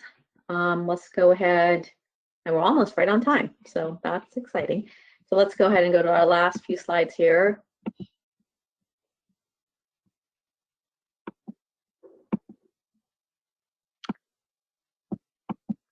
Okay, so wrapping up, here is the timeline until our board hearing, which is planned for June of next year. Given the broad scope of this rulemaking, staff has conducted 4 workshops, including this one. This is our final workshop, and staff is planning on getting some draft reg language out for review by the end of October or early November. This proposal that staff presented today is still draft, and staff has begun writing the standardized regulatory impact assessment, or SRIA, that is due to the Department of Finance in January. The SRIA will have our proposal at that time with cost and emission impacts and will include the 2 alternatives that were presented today. We expect to still make modifications to the final proposal for our initial statement of reasons and the board hearing as we get stakeholder feedback. We will continue to work with stakeholders to refine our assumptions and proposals to write our initial statement of reasons that will be posted in May of next year. Next slide, please. So we shared this information earlier, but wanted to remind everyone that additional questions or comments can be emailed to us at cleancars@arb.ca.gov. We also know there's a lot of technical information presented today. So if you would like to discuss the Advanced Clean Cars 2 rulemaking with us in more detail, please do not hesitate to reach out using this email address. And a final plug for subscribing to our email list so that you are notified of future workshops or even events that documents are posted on our website. As you heard during the presentation, we'll be posting the presentation on our website next week. We will also be posting draft versions of the regulations as they are ready by the end of October or early November, so please check back on our website. With that, thank you very much for participating in today's workshop. I know it's been a long day, and we look forward to hearing from you as we continue to work with you and in finalizing our proposals. Thank you very much.